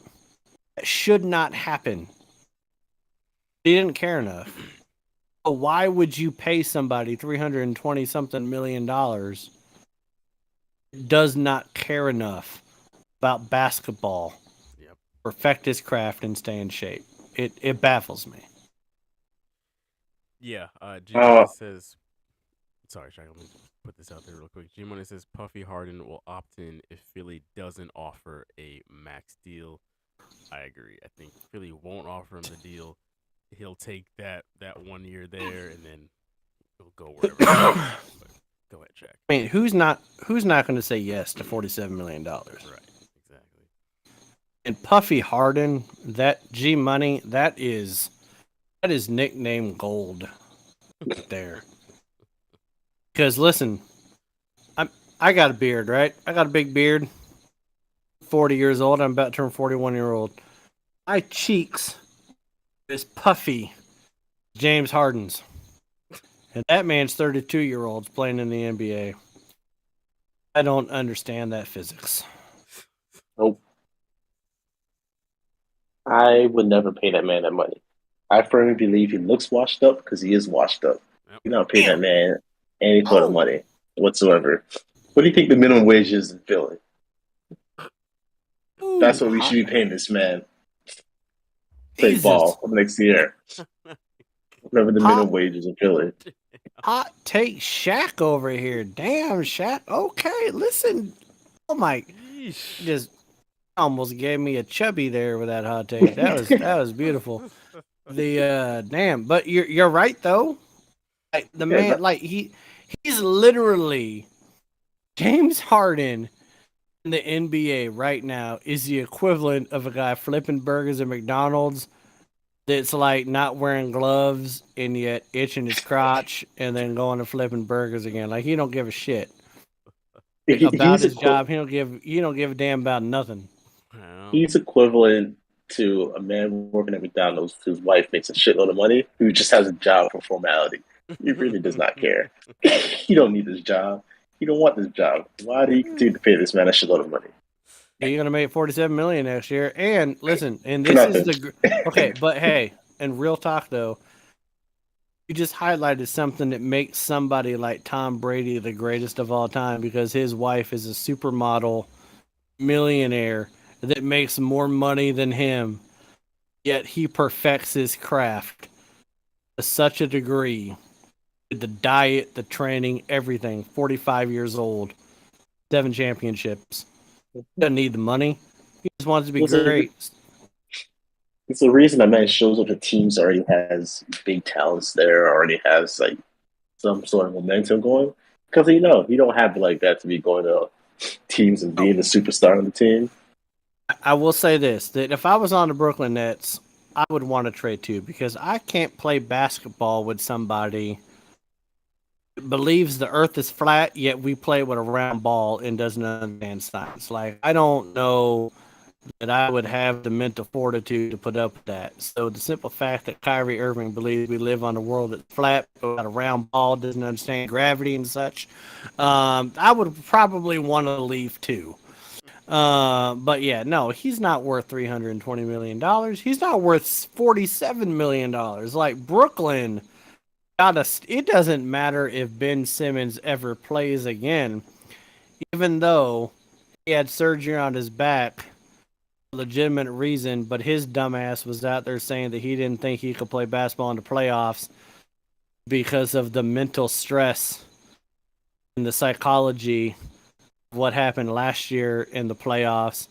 Well, I talk about, like, first of all, that's why you need surgery on your back, because you don't have a fucking spine. Like, what the fuck are we talking about?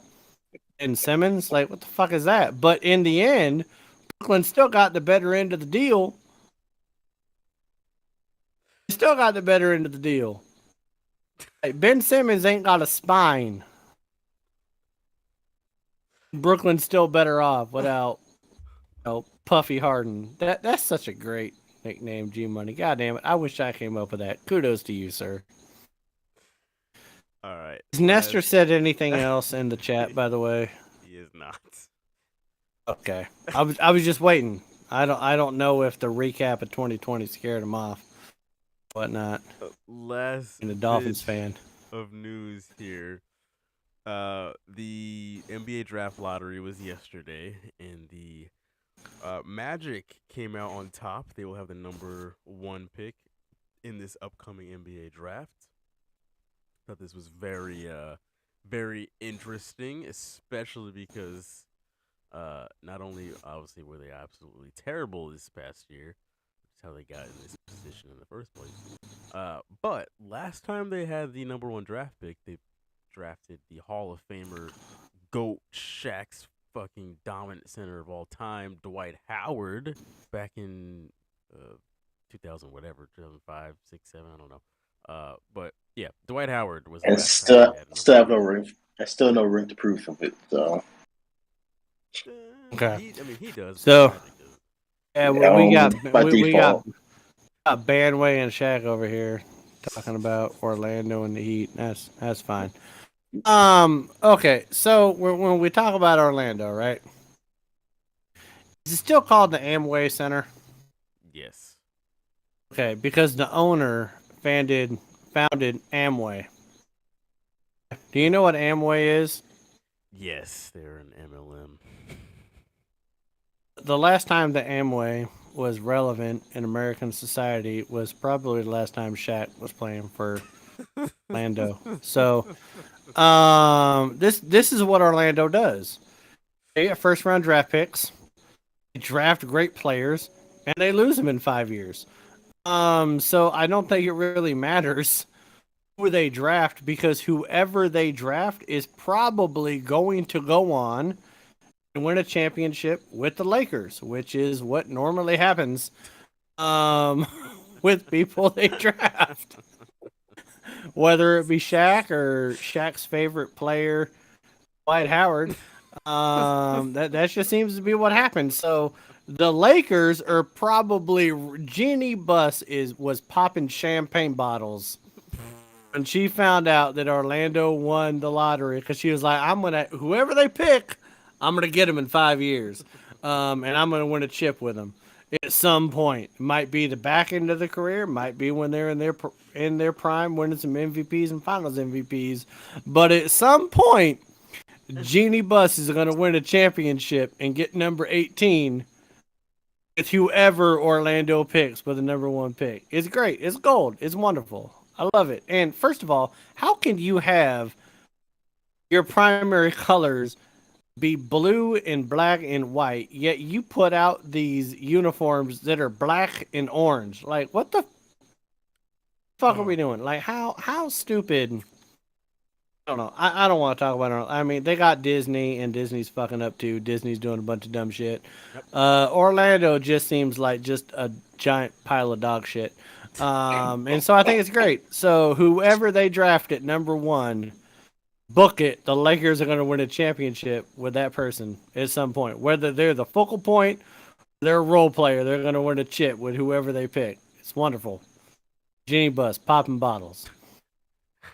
Shaq, It's like the Lakers won the lottery. Wonderful. None that won't drag this show out for another 3 hours, so I'll just leave it at that. I get your mail. Yeah. I feel like that was a personal shot, Shaq. Because we're gonna start talking about Dwight Howard. Yeah. Okay. About that. Let's go into what's up with that for this. Wait a week. minute. You didn't even have an opinion on this, Jalen. You have to have an opinion on this. I mean, this draft, I don't really see too many. I mean, as far as NBA drafts go in general, there aren't a whole lot of huge difference makers since like Zion and John Morant. If they get the kid from Gonzaga, Did you just call Zion a difference maker? Well, sorry, let me say. What has he done? A prospected difference maker. And JT Barrett. I like that you brought that up. Like, hasn't the number 2 pick been the better pick in the NBA draft, anyways? Historically. Historically. Yeah. Portland got Sam Bowie, and the Bulls got Michael Jordan. Yeah. Yep. Portland got Greg Oden. Seattle got Kevin Durant before they became the Oklahoma City Thunder.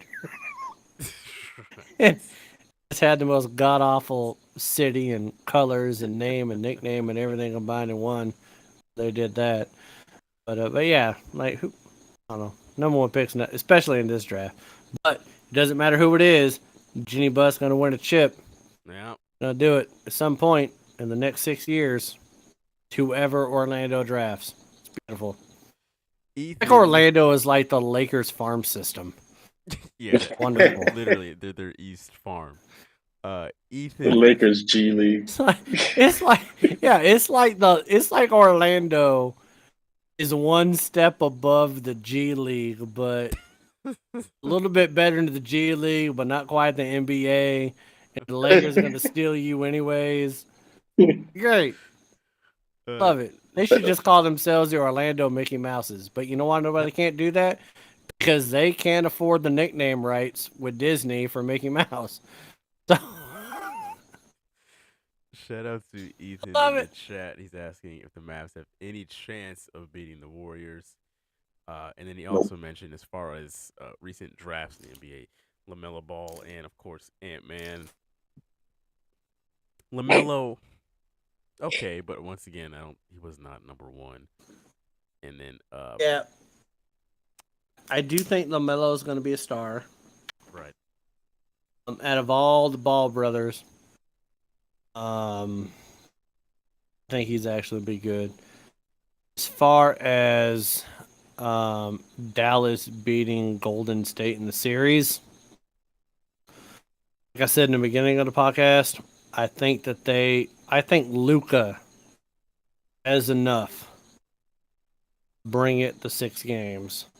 I don't think he has enough to close it out or make it really relevant. It's kind of like, in my opinion, it's kind of like whoever the Bulls were playing in the 90s in the NBA Finals. You might have taken it to Game 6, but no one ever really thought that anyone was ever going to beat the Bulls in the Finals. Like, even though it was Game 6, there's never a question. The Bulls were going to win the series.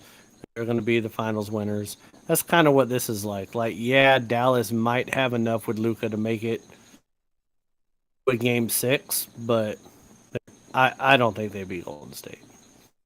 Yeah.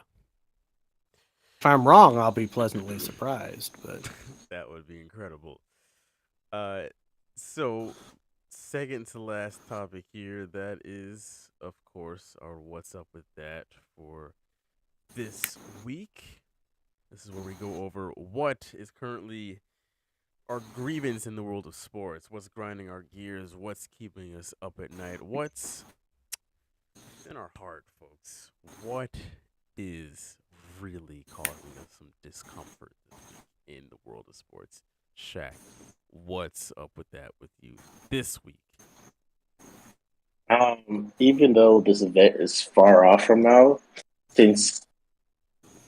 because of our earlier topic, why I know we continue to watch this because of historic value and this is a pastime now. Why do we continue watching the same like 3-4 teams on Thanksgiving Day? Do any of you actually care about the teams that play on Thanksgiving Day historically? Shaq brought Thanksgiving in May. I gotta love it.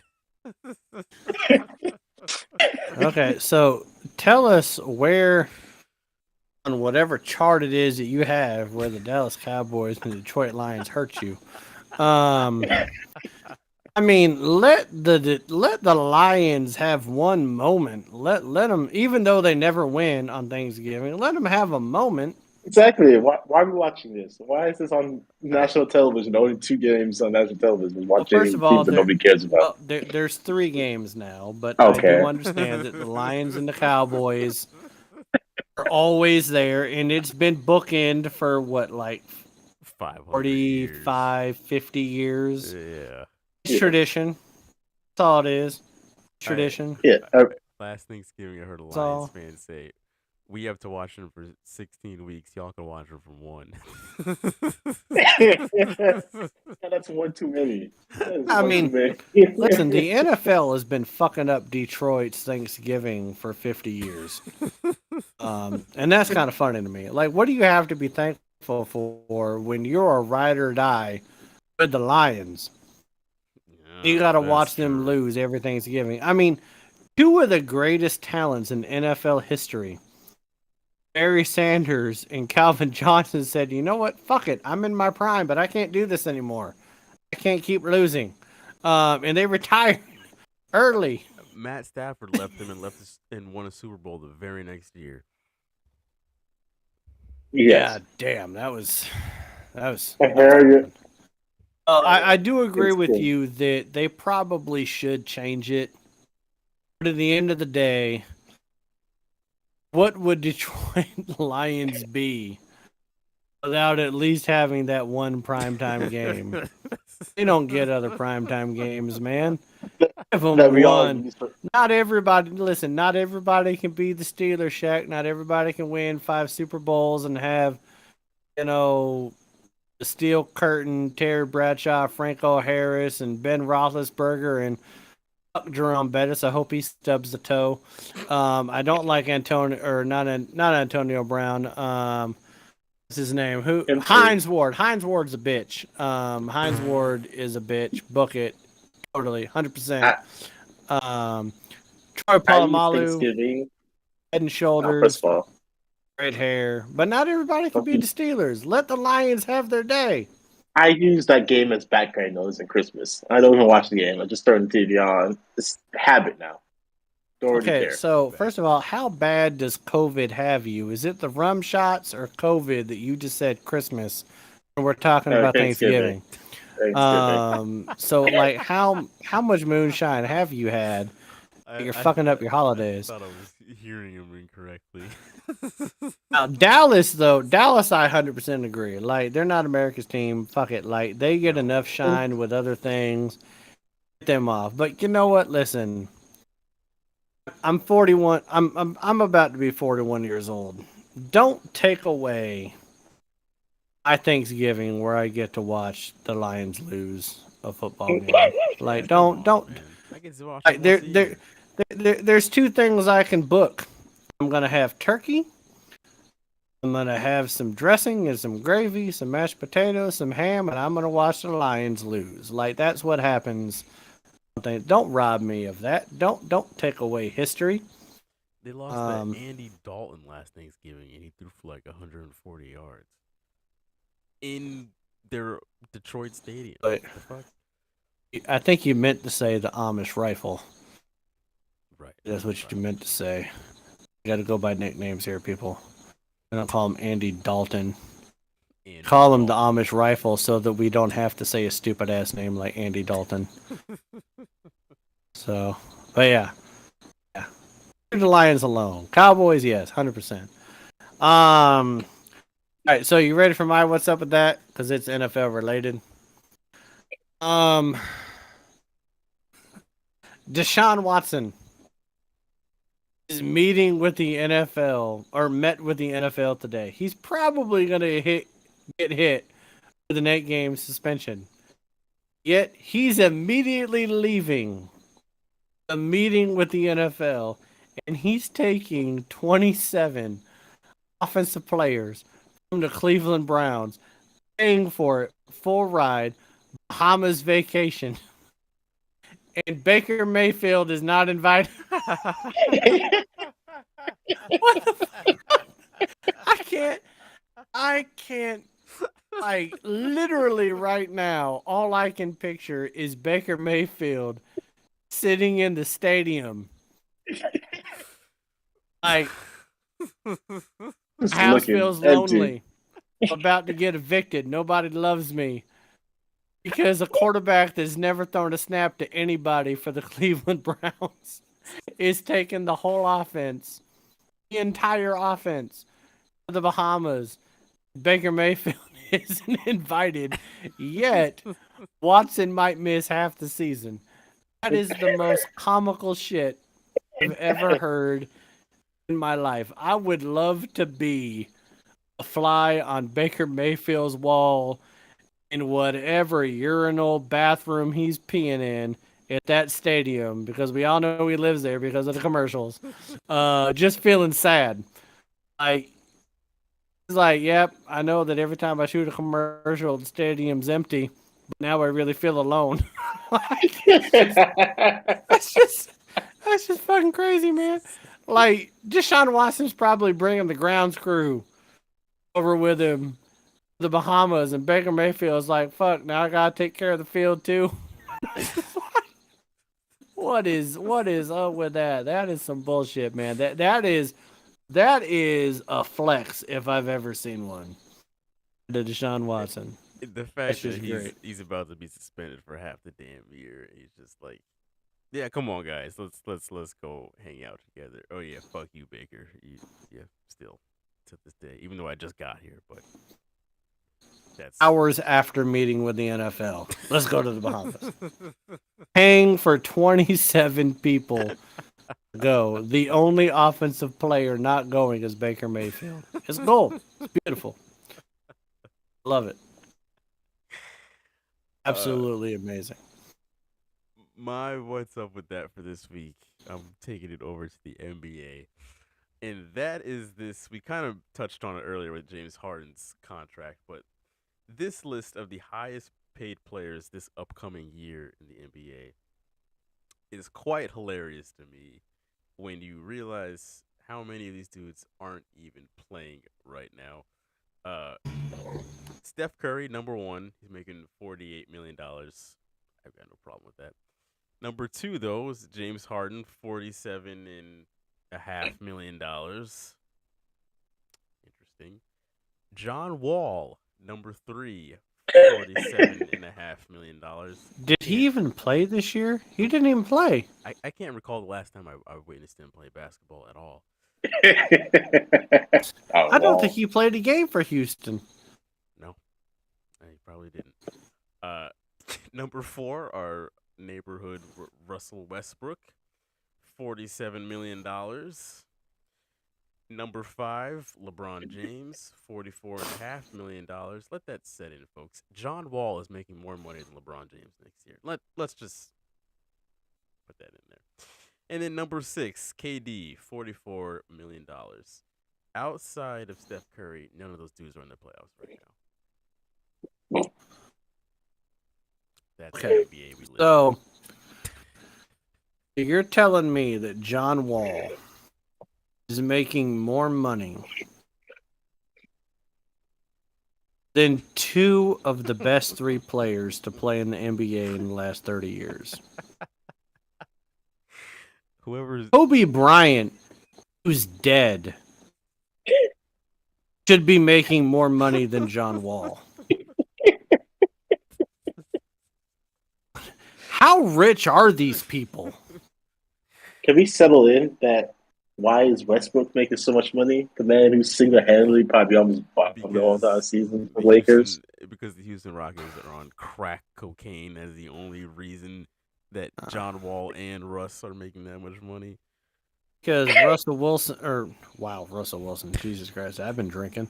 Russell Westbrook made the triple-double famous again, yet not winning anything. Now, I will say the John Wall contract is not Houston's fault. Yeah, That's the Washington Wizards' fault. Okay. But the fact that he made that much money, didn't play, like, can I get his agent? Can he negotiate my contract? My job? Can I get paid a fraction of what he makes and not work? Him and his agent God teach finance or business classes after this basketball thing fizzles out. His agent, John Wall's agent, deserves the MVP trophy. Yep. That's what he deserves. Like, fuck the Joker, Joel Embiid, all them people. Give it to John Wall's agent because he's playing the game better than anybody. Like, how? Jesus Lord. Now, LeBron James, I can understand because LeBron James has always kind of taken Tom Brady approach, a little bit less, so that you can make more, or like win more. It just so happens that he decided to team up with Russell Westbrook with his $47 million, and get outpaid by Russell Westbrook and then not even make the playoffs. So that's kind of comical in and of itself. But no, and like these I can't even finish a sentence. That just baffled by what you just said with the top 5 people being paid. On the same topic of Westbrook, I've heard that the coaching candidates that are being interviewed for the Lakers, one of the interview questions is, how would you handle Russell Westbrook? And that's the funniest shit to me. Imagine you're interviewing for like a manager job, and one of the questions is, so if you have this worker who's awful at his job, complete cancer, highly overpaid, what would you do with him? You know what I think is funny? Is it whoever they hire not be the coach of the Lakers ever they win a championship with whoever Orlando picks with the number 1 pick this draft? Look it. Won't be there. So they're highly irrelevant.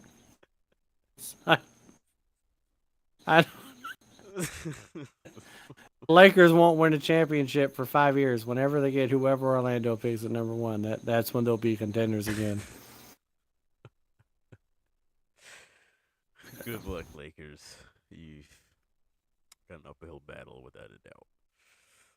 Last topic of the day, we're going to hop into the ride or die in 25.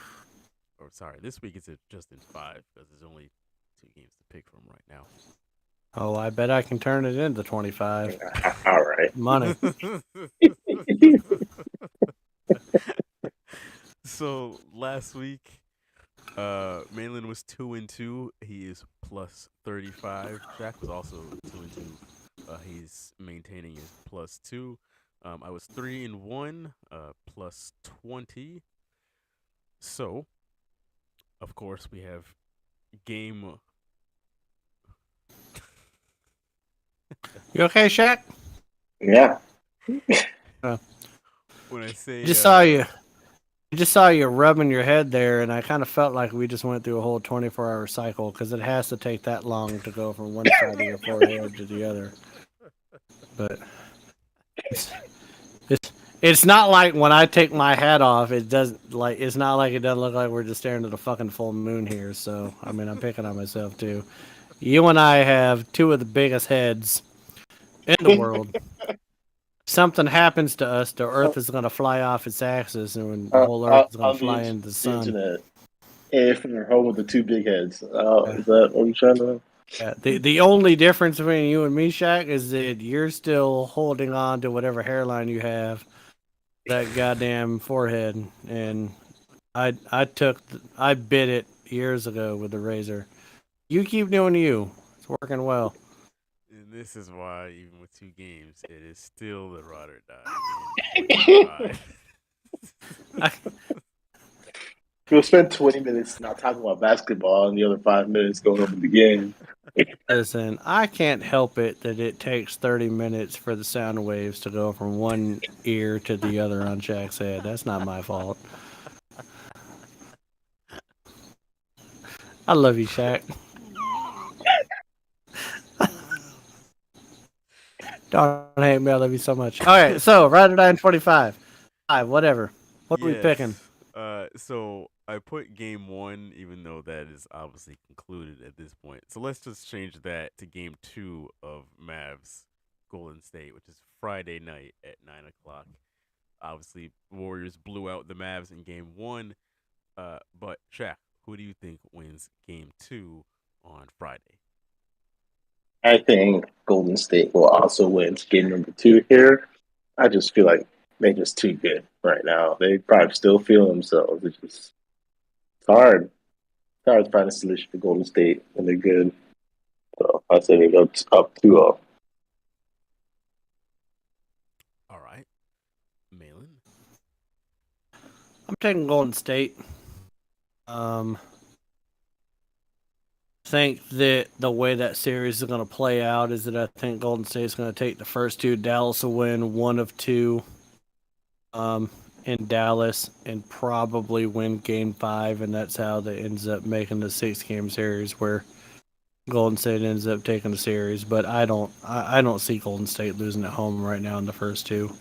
I think that Dallas spent themselves a lot with Phoenix, and just like Boston, having to go on the road, play such a formidable foe, which Shaq, I just said that the Heat are formidable, so don't give me none of that crap. And you can sit as far away as you want from the camera, but we still know that your head is fucking huge. But yeah, so I think Golden State is going to win game 2. I am with you guys. I can't, and especially after seeing what they just did tonight. Can't see the Warriors dropping a game at home this first two. I think it will take the Mavs going back to Dallas to get that home court fan support to get them a win in this series. So yeah, give me the Warriors at home on Friday. Now, the actual game here. Sorry, Mavs and Warriors fans, but the actual game here that we're really interested in is, of course, the Celtics and the Heat. Game 2 tomorrow night at 8:30 Eastern Time. Malin, who wins Game 2? All right, you see this shirt? Okay. Loud and proud. Guy spinning that basketball. That's gonna be the Celtics just spinning the Heat. They're not gonna know what hit them. No, I think it's gonna be a close game. I really do. Shaq, don't give me that look. I'm not trying to be disrespectful. With Smart going to play in Game 2, he's probable, which just like in NFL injury reports, that means you're playing. Even spent off a 7-game series with Milwaukee because they actually have had to play tough teams in the playoffs, like another team in the playoffs. I did mean that disrespect, chat, 100%. They were still up by 14 at one point, 8 points at half. They had one terrible quarter, and they still almost made it a game in the fourth quarter. So I'm taking Boston in Game 2 on this one. I'm also taking Boston in this one, whether it is Al Horford defeating COVID like the courageous man he is, or whether it's Marcus Smart coming back for his ankle. One of them is going to be back in this game, and it's going to be a pretty big difference maker, especially if by some miracle it is Horford. I think one thing that we definitely have going for us is our size over Miami. We got a lot of really big dudes compared to what Miami has. And if we can get Horford back, that would just add into that case. But anyway, I just thinking, this is not me being a homer, Shaq. I just think that it took one of the Miami Heat in Game 1 played one of the best quarters in playoff basketball that's ever been played. Right. One of the best. And that's what it took for them to beat Boston in Game 1. Boston's going to be a little bit more rested. Right. Miami is feeling themselves. Heroes over there showing up in a post-game press conference with a shirt without sleeves, like he's got some guns. It's cute. Like we're back in the 80s Miami Vice. It's adorable. But, I don't know. It took a historic third quarter to take down the Celtics in Game 1. That's what I'm saying. Yeah. And they always say a series doesn't start until the road team takes a game. So I say Celtics start this series off tomorrow night. Tatum has a much, much better game than he did yesterday night, and we win a tight game in Miami, go back to Boston with this thing tied up, go from there. Shaq. I'm going to go with my one for Heat. I say they ride this momentum that they got going on, feeling themselves clearly. As Baylor brought up the post-game interview, all boys very hyped and excited about winning this game. I say they carry that into tomorrow's night. come out swinging, and hopefully, like you said, it'll be a very close game. Right? Blowing over the other water, coming out the last few minutes of fourth quarter, but we do win this game over. I see this as Butler's being as closer to this 40-point game again tomorrow night. Okay, so you think that Butler's going to have close to a 40-point game again? Yes. Even with Smart playing? Yes. Okay.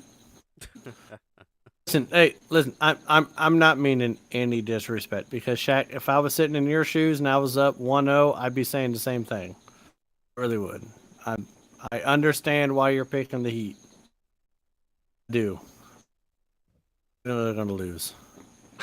They got some of the worst jerseys in the NBA. That's fine. They act like they originated the whiteout. It's adorable. I want to act like Penn State hasn't been doing that for, 70 years almost. But whatever. All right. I think that will do it for this week's show. Anything else you guys want to mention before we close this out? Hey, did Nestor say anything else in the chat? No. Last comment was from Ethan. Okay. What did Ethan say? He was just talking about the previous drafts with LaMelo Ball. Okay. Nestor's probably out there trying to talk to a dolphin. I don't know. Jack, what do you got? Go Heat. Okay. Hey, listen, man. I hope that the moonshine and the rum punch kick COVID's ass on you. Cool. At some point, we'll get into your shirt that says House of Black, even though everything in your house outside your stove is white. But whatever. We'll talk about that on another day. Yes, we will. Folks, I want to thank you all for tuning in this week.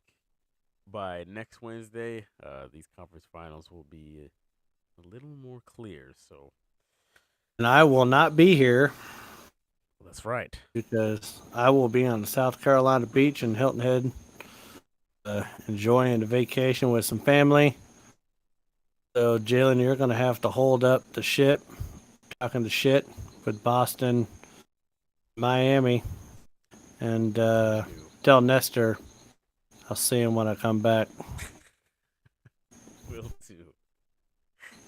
All right, folks. We will see you all next week. Thank you all for watching, listening. Have a good week. Peace.